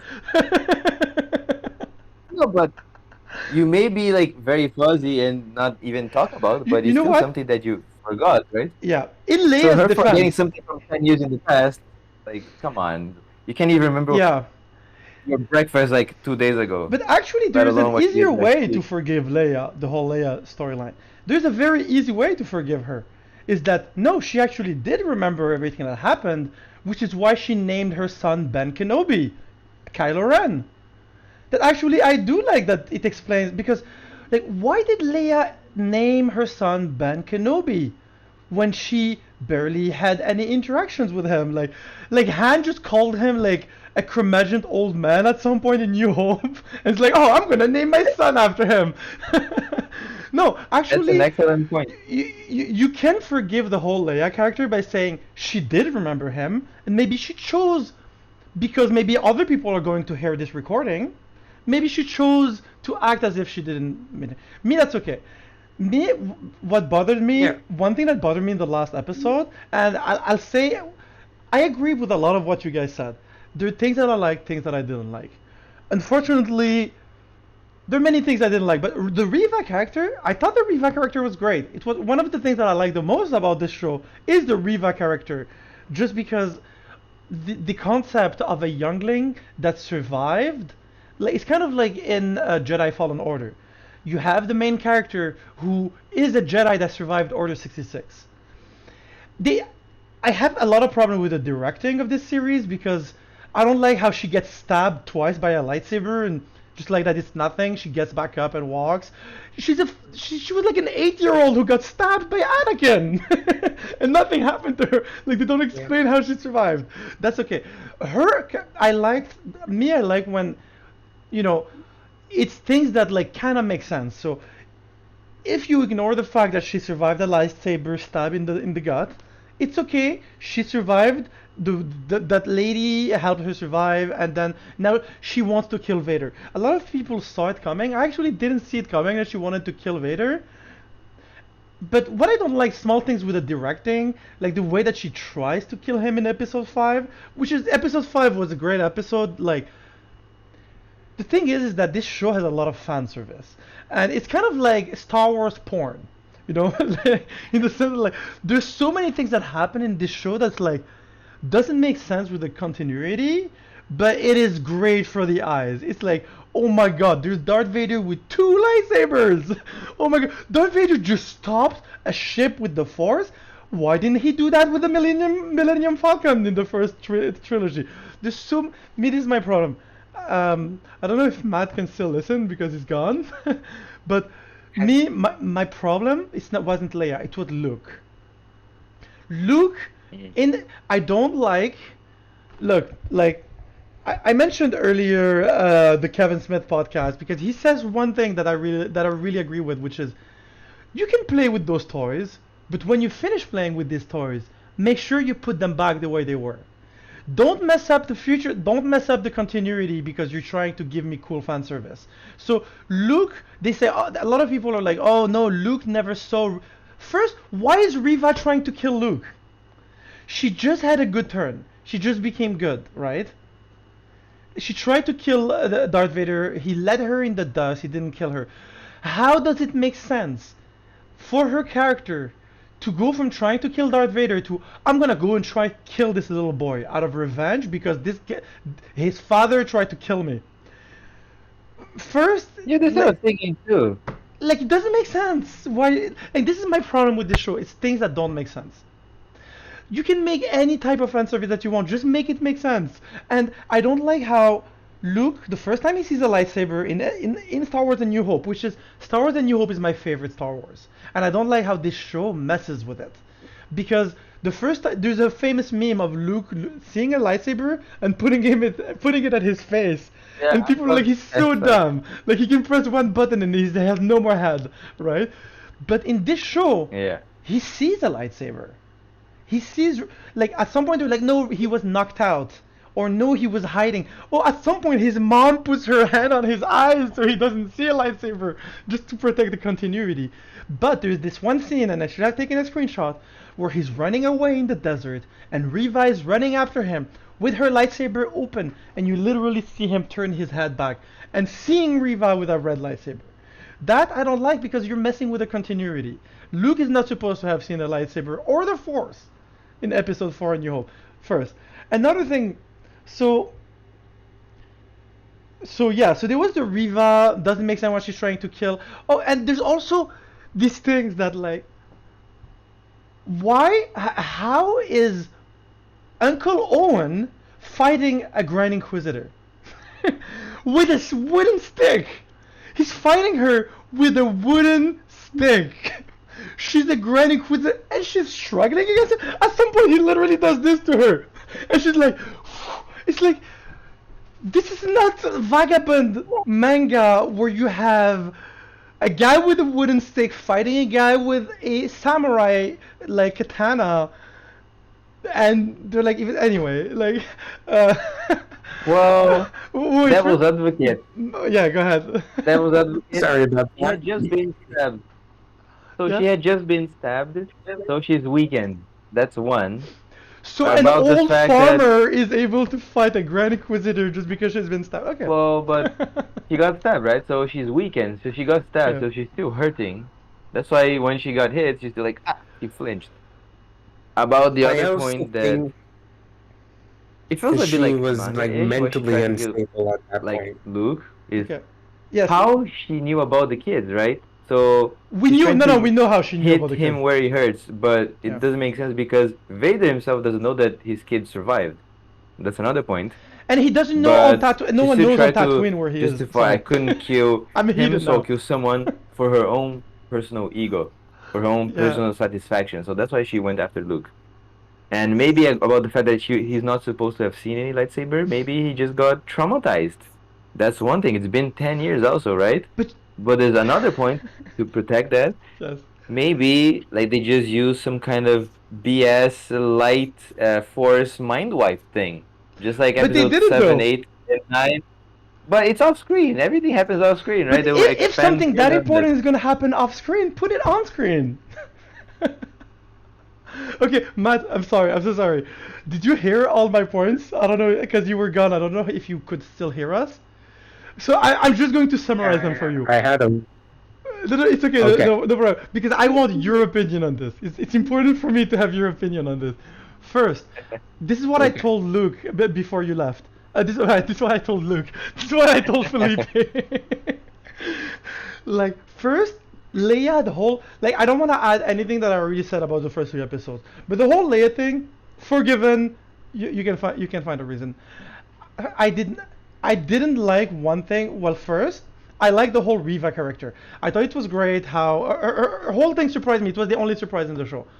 Why is she trying to kill Luke after? First, she hears that he's on Tatooine, so she decides to go on Tatooine to kill him. And I didn't like how she becomes a good person, and then she goes to trying to murder this child for almost no reason because his father tried to kill him first. Second, we see Luke. A lot of people say no, he never saw Reva use the Force or her lightsaber because he's hiding in the room. At some point, you even see his mom put her hand on his eyes. Like, it's like that's how much they were trying not to mess up the continuity. This is what I told Felipe when you were gone too. You know, like Kevin Smith on his podcast, he said one thing that I like to quote: "You can play with these toys. You can play with these Star Wars toys, but just make sure you put them back at their place when you find them." Meaning, Star Wars: A New Hope is my favorite Star Wars movie, and I don't like how this kind of messes with the continuity, and not about the Leia, because Luke is not supposed to have seen a lightsaber or the Force. Whereas when he's running away in the desert, he clearly turns around and sees her running after him with her lightsaber open. And you know, he said Felipe just said, "Oh, it was 10 years ago." You look, if someone puts a gun out on me, I'm gonna remember it for the rest of my life. There's no PTSD that's gonna make me forget someone having put a gun to my head. As a 10-year-old. Alright, Okay. fair. Okay, sorry. So Fair, yeah. I just wanted these opinions of you on these two things, Matt, on the last episode. Okay. So you want an opinion on No, no, Luke I just want you, and yeah, what? Luke and why Riva is trying to kill him, and how this makes sense, and how Okay. him seeing her lightsaber. Okay, so I'll start with Riva first. Sure.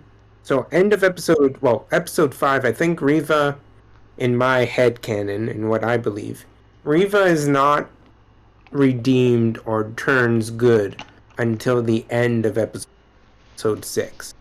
Episode 5, she plays along with Obi-Wan to get to her own purposes, right? Like, she just wants to end up in a good situation with Vader alone where she can try to kill him, right?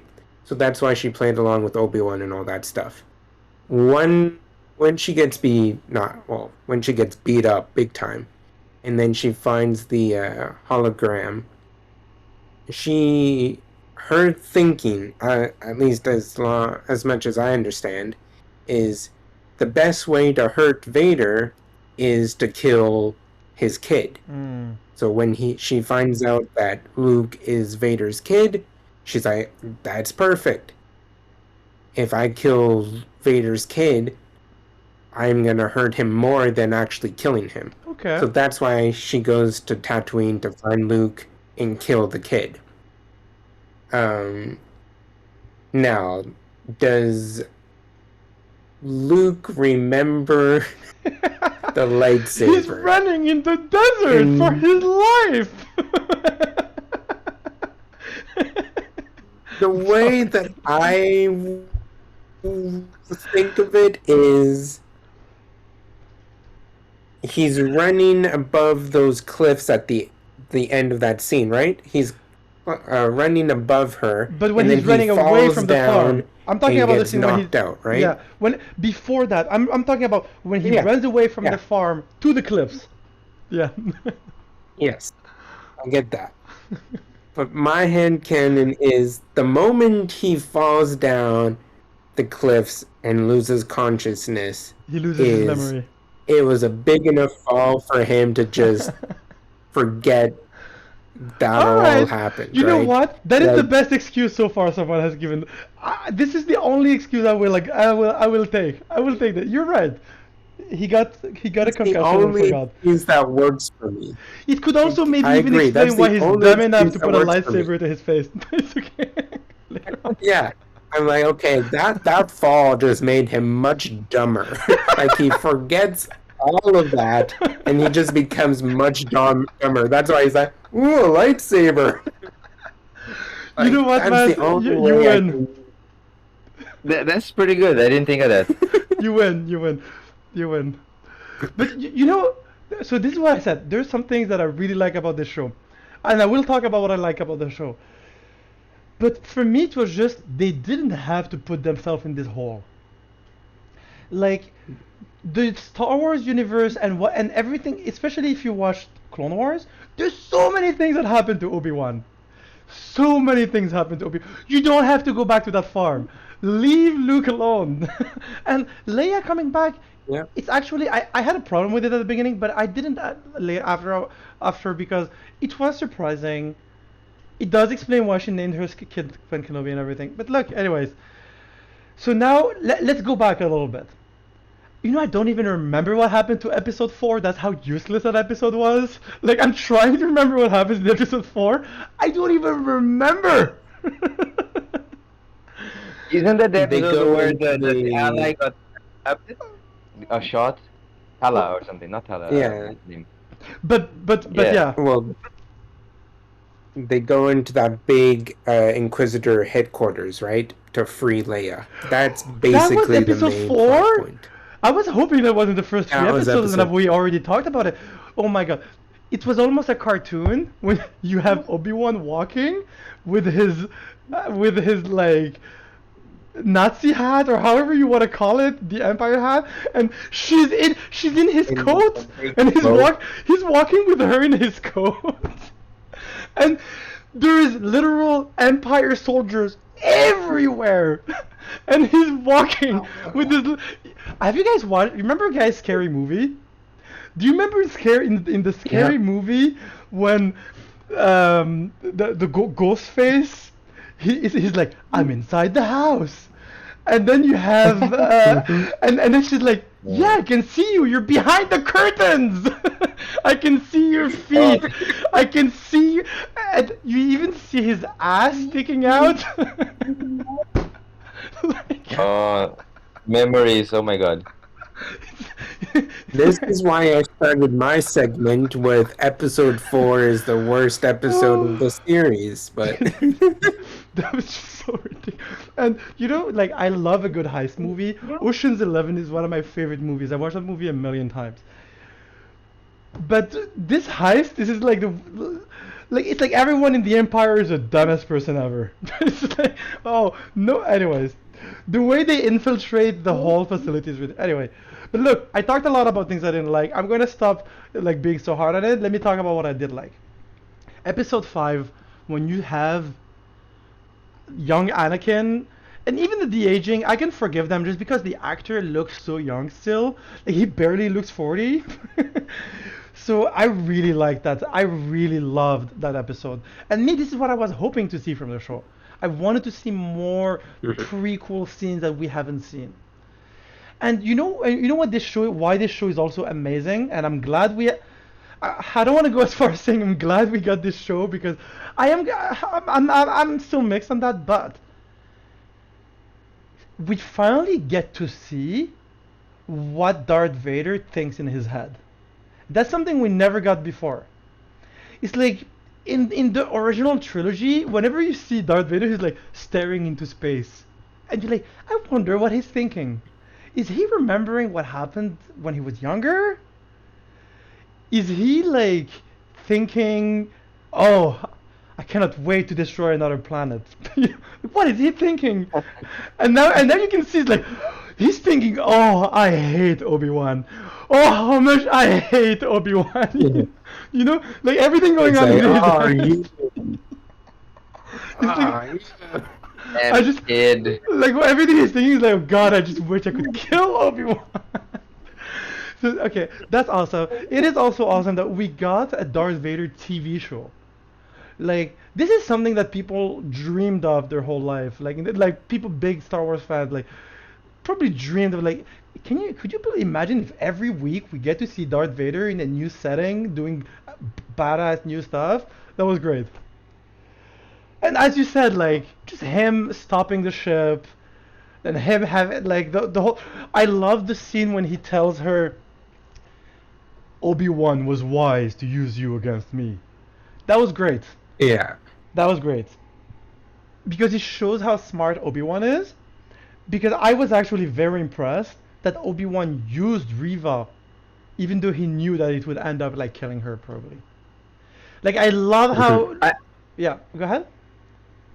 so I just want to say, because like I'm not the biggest fan, but like I noticed that I want to say that he's using in the bad sense because he's still a wise Jedi. That's why he ended up not killing Anakin again because it's his character to be a good guy. Like he's already dead, but he never finished the job, which in hindsight, for the overall picture of the thing would have caused. It's just like he should have done twice, but he didn't. But he stayed true to his character. So he's just using, from his perspective, a bad guy, right? She hasn't been redeemed herself yet. So that's why she's still a bad guy. So from a good guy's perspective, like I'm not doing any harm. I'm just like I know there's hope within you, but I'm just using as it is a bad guy to get rid of the bigger fish, right? So that's how I see it.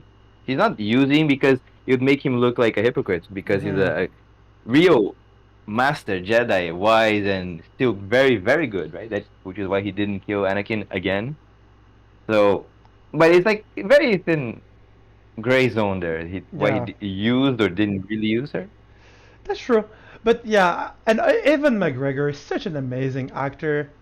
Like, every scene that you see him in this show, even even when he has a little girl in his jacket, he's just such a great actor Yeah. that I could honestly you know, I put him in the category of actors that I would watch him mow the lawn. You know what I mean? It's like he's like with Bob Odenkirk and Oscar Isaac. They're such amazing actors that even if they're not doing anything interesting, it's still fascinating to watch. All right, so wow, I can you see sometimes I cannot believe how much we can talk about a subject that I cannot plan it beforehand. Like we talked a lot about the Japan report, but if I had known, like there's still so much to say about Obi-Wan. But Yeah. I also Yeah. do want to talk about that last duel. You know, as I said earlier, there's a lot of like Star Wars porn in this series. Like it's pure fan service. It's like, but even the scene of like Obi-Wan levitating with mountains levitating around him, that was a badass scene. Oh yeah, That it was was a a psychic badass. Pokemon. It was just like crazy. And one other thing that I really like about this show is like we just got to see like Vader's true personality, which is how petty he is. Like Vader's the pettiest person ever, where he's like he finally got the high ground, and he's like, I'm gonna use the high ground to I won't kill you, I'm just gonna bury you alive with a rock. Yeah. Mhm. And like early on in the series when he's like, Obi-Wan, you burned me, I'm gonna burn you too. I'm not gonna kill you, I'm just gonna burn you. Like I'm just gonna burn you. And just shows typical villain arrogance. He didn't try to make sure that he got crushed by rocks, even though we kind of knew that he might have been like levitating, right? So he didn't double check, yeah. right? Like you see, like Zombieland, the double tap. Always make sure. Yes. Oh god, that's a great callback, Felipe. That's a great call. But you see, this is what I like how you know when we talk about the good and bad because remembering the good, I have a good memory of the show. You know what I mean? Like when we did, it did give character development to Vader in general. Like as I said, like now we know what's going on in his head, and it actually does further Vader's character overall because we see that he's really so driven by the hatred. Like he has, like he's still finding excuses to hate Obi-Wan, just like he did at the end of the prequels. Like at the end of the prequels when he was telling Padme like, "No, Obi-Wan is trying to destroy me. You guys are plotting against me." You know, he's like making up scenarios in his head. Yeah, true. Is there anything else you guys want to add? Any last overall conclusion? Qui-Gon. Qui-Gon, man. My man Qui-Gon. Like, Qui-Gon. took you long enough. Like I've always been here. You just weren't ready to listen. That was a good line. That was You a great weren't line. ready to see. You know what? Yeah. That was a great line. Obi-Wan going like, I thought I'd never see you, and Qui-Gon going like, dude, I've always been here. Like I've been watching you since I died, but you just haven't been open enough, right? Like he finally because reached of the the law. state with the Force where he was able to actually finally see him. There's a tiny. If I really want to go like nerdy Star Wars, like well, actually, Actually, um, well, actually, Actually. Qui-Gon shouldn't have been able to do a full Force Ghost apparition because he never finished the training to actually do that. Qui-Gon only got halfway through the training and up, so that only allowed him to do his voice in the Force, never his full body. So it's like, okay, was he able to finish the training after he died? Like, and like all of this stuff is in stuff that's still canon. So that's why people are having issues with it. Like it was mentioned in Clone Wars, it was mentioned in Rebels that Qui-Gon was only ever able to do his voice in the Force. That's why people are like, okay, well, it's still canon stuff, so how are you explaining that he suddenly was able to become a full Force Ghost? Like, you guys have a that's point. really small nitpicking, but that was my, well, actually, I shouldn't have been able to do that. But yeah, it was still very cool to see him. You have a It very was good still point. very cool to see him. Me, what I really liked about the way that he appears at the very end, because I was hoping we'd see him before, but the way he appears at the end and what he says makes a lot of sense. Because he's telling Makes him, perfect sense. yeah, it makes perfect sense. Because he's like, you needed to be at peace. to be able to see me. Like you weren't ready to be able to see me, which shows that Obi-Wan's arc in this series was him to become at peace with himself. And I really like what you said, Felipe, too. Honestly, like I was harsh on the show, but you guys made me be enjoy the show more because I'm looking at it through Felipe's eyes right now, which is it is very emotional at the end when he tells Anakin he's like he sees his face like the helmet is broken and he sees his Padawan and he doesn't want to kill him and he remembers what Padme told him like there's still good in him, right? There is still good in him and like I don't know how I don't remember exactly how you said it earlier, Felipe, but like it is very emotional because he's having to go through this a second time, but this time he knows there's nothing he can do, right? Yeah. One thing I find is it's a good. I guess it shows that the bond of like father and kid, Yeah. or that would be bond, is stronger than master and pupil because he only really turned back to the light like after having met Luke. Yes, that's true. Yeah. Yeah. That So is true. as it is now, it feels like he's gone forever. But he only showed up like, oh, I thought I lost hope, but I guess Luke is his Oh, new hope. One episode too late. It was the Strike Back episode. I like the way you saw it, Felipe. For real, it gave me a new hope for this show. So uh, now we But need the now you second season know. for Obi-Wan.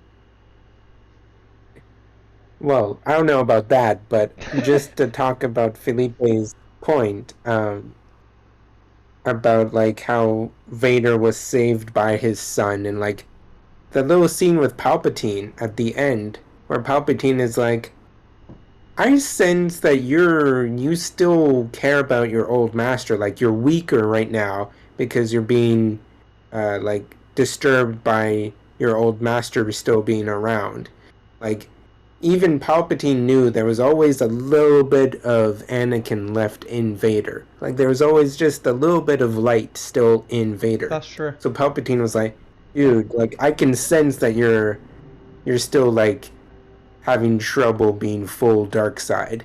Yeah, And like Felipe said, it was really only until Vader knew that he had a kid, like until he met Luke, yeah, that like Anakin was able to pop back up and be like, okay, like I have a kid. yeah. That's true. Let's change this. Yeah. No, that's very true. So it's some good point. And I also like how we saw a lot of Obi-Wan's true like good side in the sense like how he really wanted to save people and how when he like takes the ship and he's like I know Vader is gonna follow me so you guys can escape. I really like the line when the Grand Inquisitor is like we shouldn't follow Obi-Wan, we should stay with the refugees or rebels because he's like this is the seed of the rebellion. Like if we destroy the ship now, we're destroying a future rebellion. Which this rebellion, if Vader had listened to him, there would be no New Hope. They would have killed Leia and the seed of the rebellion at that second. And the Grand Inquisitor is like, Vader's like, no, we're following Obi-Wan, and it's like, Yeah. okay, I tried to warn you. Yeah. I loved his reaction. I loved how the Grand Inquisitor was like, all right, don't listen to me, fine. You know what? I'm glad we had this discussion because I swear to God, thanks to you guys, I have a better opinion of the show. You guys answered a lot of my criticisms. I have been informed. Yeah. I just want to say one last thing before we end this. Yeah. We need a second season. Maybe we should call it A New Hope. Oh. Now, but jokes aside, there is one unanswered question. Maybe I just need to rewatch A New Hope and see what happened. Like it's been 10 years. What the hell happened to Lola at the beginning of episode 4? Right, 10 years passed, so they couldn't salvage the mini flying robot, and she just like Oh. doesn't have Lola anymore. New Hope. I We mean, she need a new grew season to find up, out right? what happened to Lola. Yeah. But it's a friend, right? She changes robots like androids, like normal, like it doesn't discriminate. So we need a backstory for this. But you know They just adding merchandising characters. Yeah, no, you're right. But if we do want to give Lola a little bit of props, maybe thanks to Lola, she grew to really like droids, which is why she grew attached to like R2D2 and C3PO later on. Because Leia does really like, doesn't she say at some point in New Hope or something like, please take care of these droids, they're like important to me. So yeah, Yeah. yeah. So you know what? There's a lot of redeeming things about this show. And me, everybody who like gave like a lot of crap to Reva, I thought the actress was amazing. I thought the actress was truly great. The Reva character was one of my favorite things in this show. You know, it's just like I really like the whole concept. Like the fact that they put a big emphasis that Anakin killed children was also very surprising. Because you'd feel like Disney would want to like sweep it under the rug. Like, what? Anakin killed kids? Nah. We're Disney. We don't care about that. We're gonna make sure like you forget. No, they're like, this is gonna be a central plot of the show. This guy kills children, especially with the whole like Texas shooting and everything that's going on in America right now. It's very on brand. It's very topical. Like a crazy guy who just goes into a classroom and kills kids. That is very very political. I did hear one take that I found very interesting was that this one guy said that this show was very pro conservative, was very a conservative show because it's like you see like the farmers, they're like, oh, thank God we have this gun to protect ourselves. You know what I mean? It's very like they're very like, I don't know. This is not And my they're on opinion. Tatooine, surrounded by like Tusken Raiders. Of course, they would have guns. Yeah, I don't think this has anything to do with politics, people.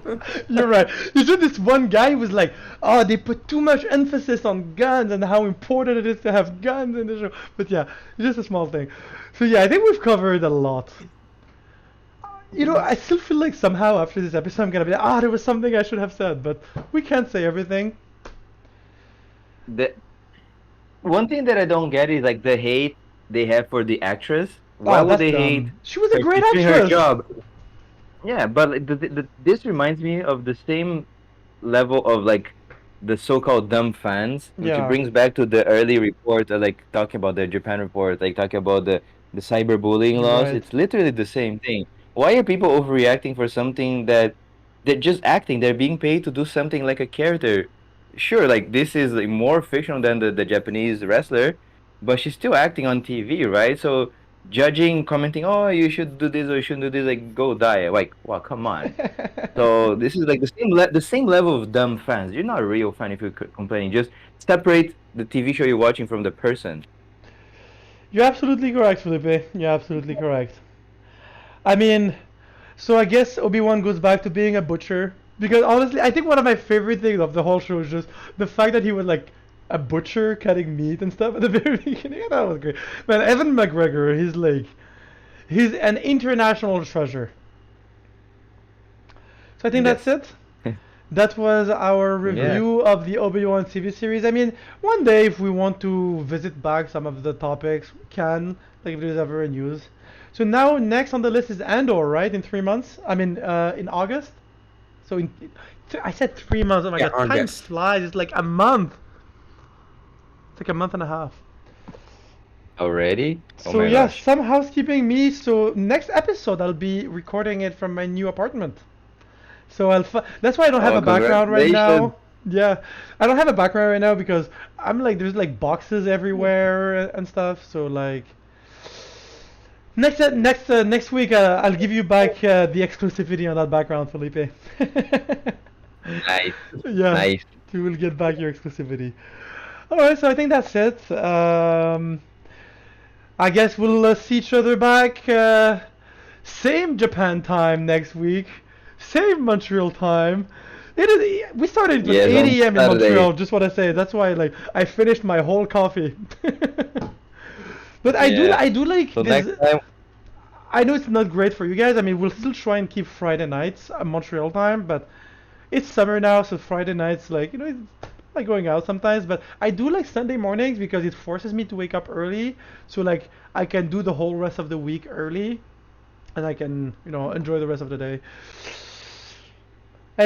all right. Any So closing comments, guys, before we go? any closing comments? It's hot as hell. So I'm gonna have now one last One Piece ice cream. I had to snug that in somewhere in the episode, like an ice cream, One Piece ice cream, my second one of the day, and that's all. So is it an actual One Scream brand, One Piece brand ice cream? Oh yes, it's about the latest movie, One Piece Red. So they What? like have themes. I even have this. Hold on, So yeah, like if you have mint. to go to sleep, Matt, by the way, you can go. Sorry, because I feel like Oh, we're it's going okay. back into the Japan report. So One Piece mint. So for example, so there's like brands for everything. There's like Jujutsu Kaisen, there's Spy Family, there's One Piece. There's like this is Japan. Everything that you can imagine, it will happen. You know, this reminds That's me of all. when I was a Yep. kid and it was like the Evangelion, like energy drinks or like Face the Night, like candy and stuff like that. Or like at some point they had the Final Fantasy potions, like that you could buy. Oh, Hmm. you guys are making me jealous. I just want to go freaking live in Japan now, for real. Or I cannot You wait to come should. visit. I cannot wait to come visit you guys, for real. We'll have an Otaku Informer in person. Well, since we are going back on Yes. this, like, oh man, like, we don't really like. This is the only time. This is why I wanted to have this podcast so I could catch up with Felipe. But like, what did you think about the whole abroad in Japan, the whole trash taste, the whole guy who came on the stage and just sat down with Oh them. yeah. What did you think about that? And I then think like, some yeah, people they don't have self control. That's all. Like they don't have self control, and they think they own just because they have some fame. Like come on, be respectful. That's all. Have a. What yeah, about your mama? They have taught you well. Like that's all. Come on, people. Yeah. yeah, yeah, But for if sure. she was trash is back in Japan. Hey, giggles. Trash is back in Japan apparently. They're back in Japan. I thought they were Like staying in I think LA so. for the Anime Expo. For in I mean, I thought they went to LA for the Anime Expo. That's like in a week or so or something. I don't know. Yeah, Wait, is it?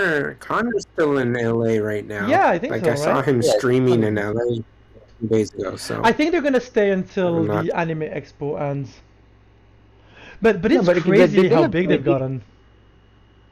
No, but they have money. They can record because they had like some episodes recorded in the UK, Yeah, like they did. podcasts, but then the latest they just posted like this Friday, they were back in the usual set. Yeah. So unless they have that extra recorded and they just went from the UK directly to LA, then that's probably what happened. But wow. But it's crazy how like they said now we need bodyguards.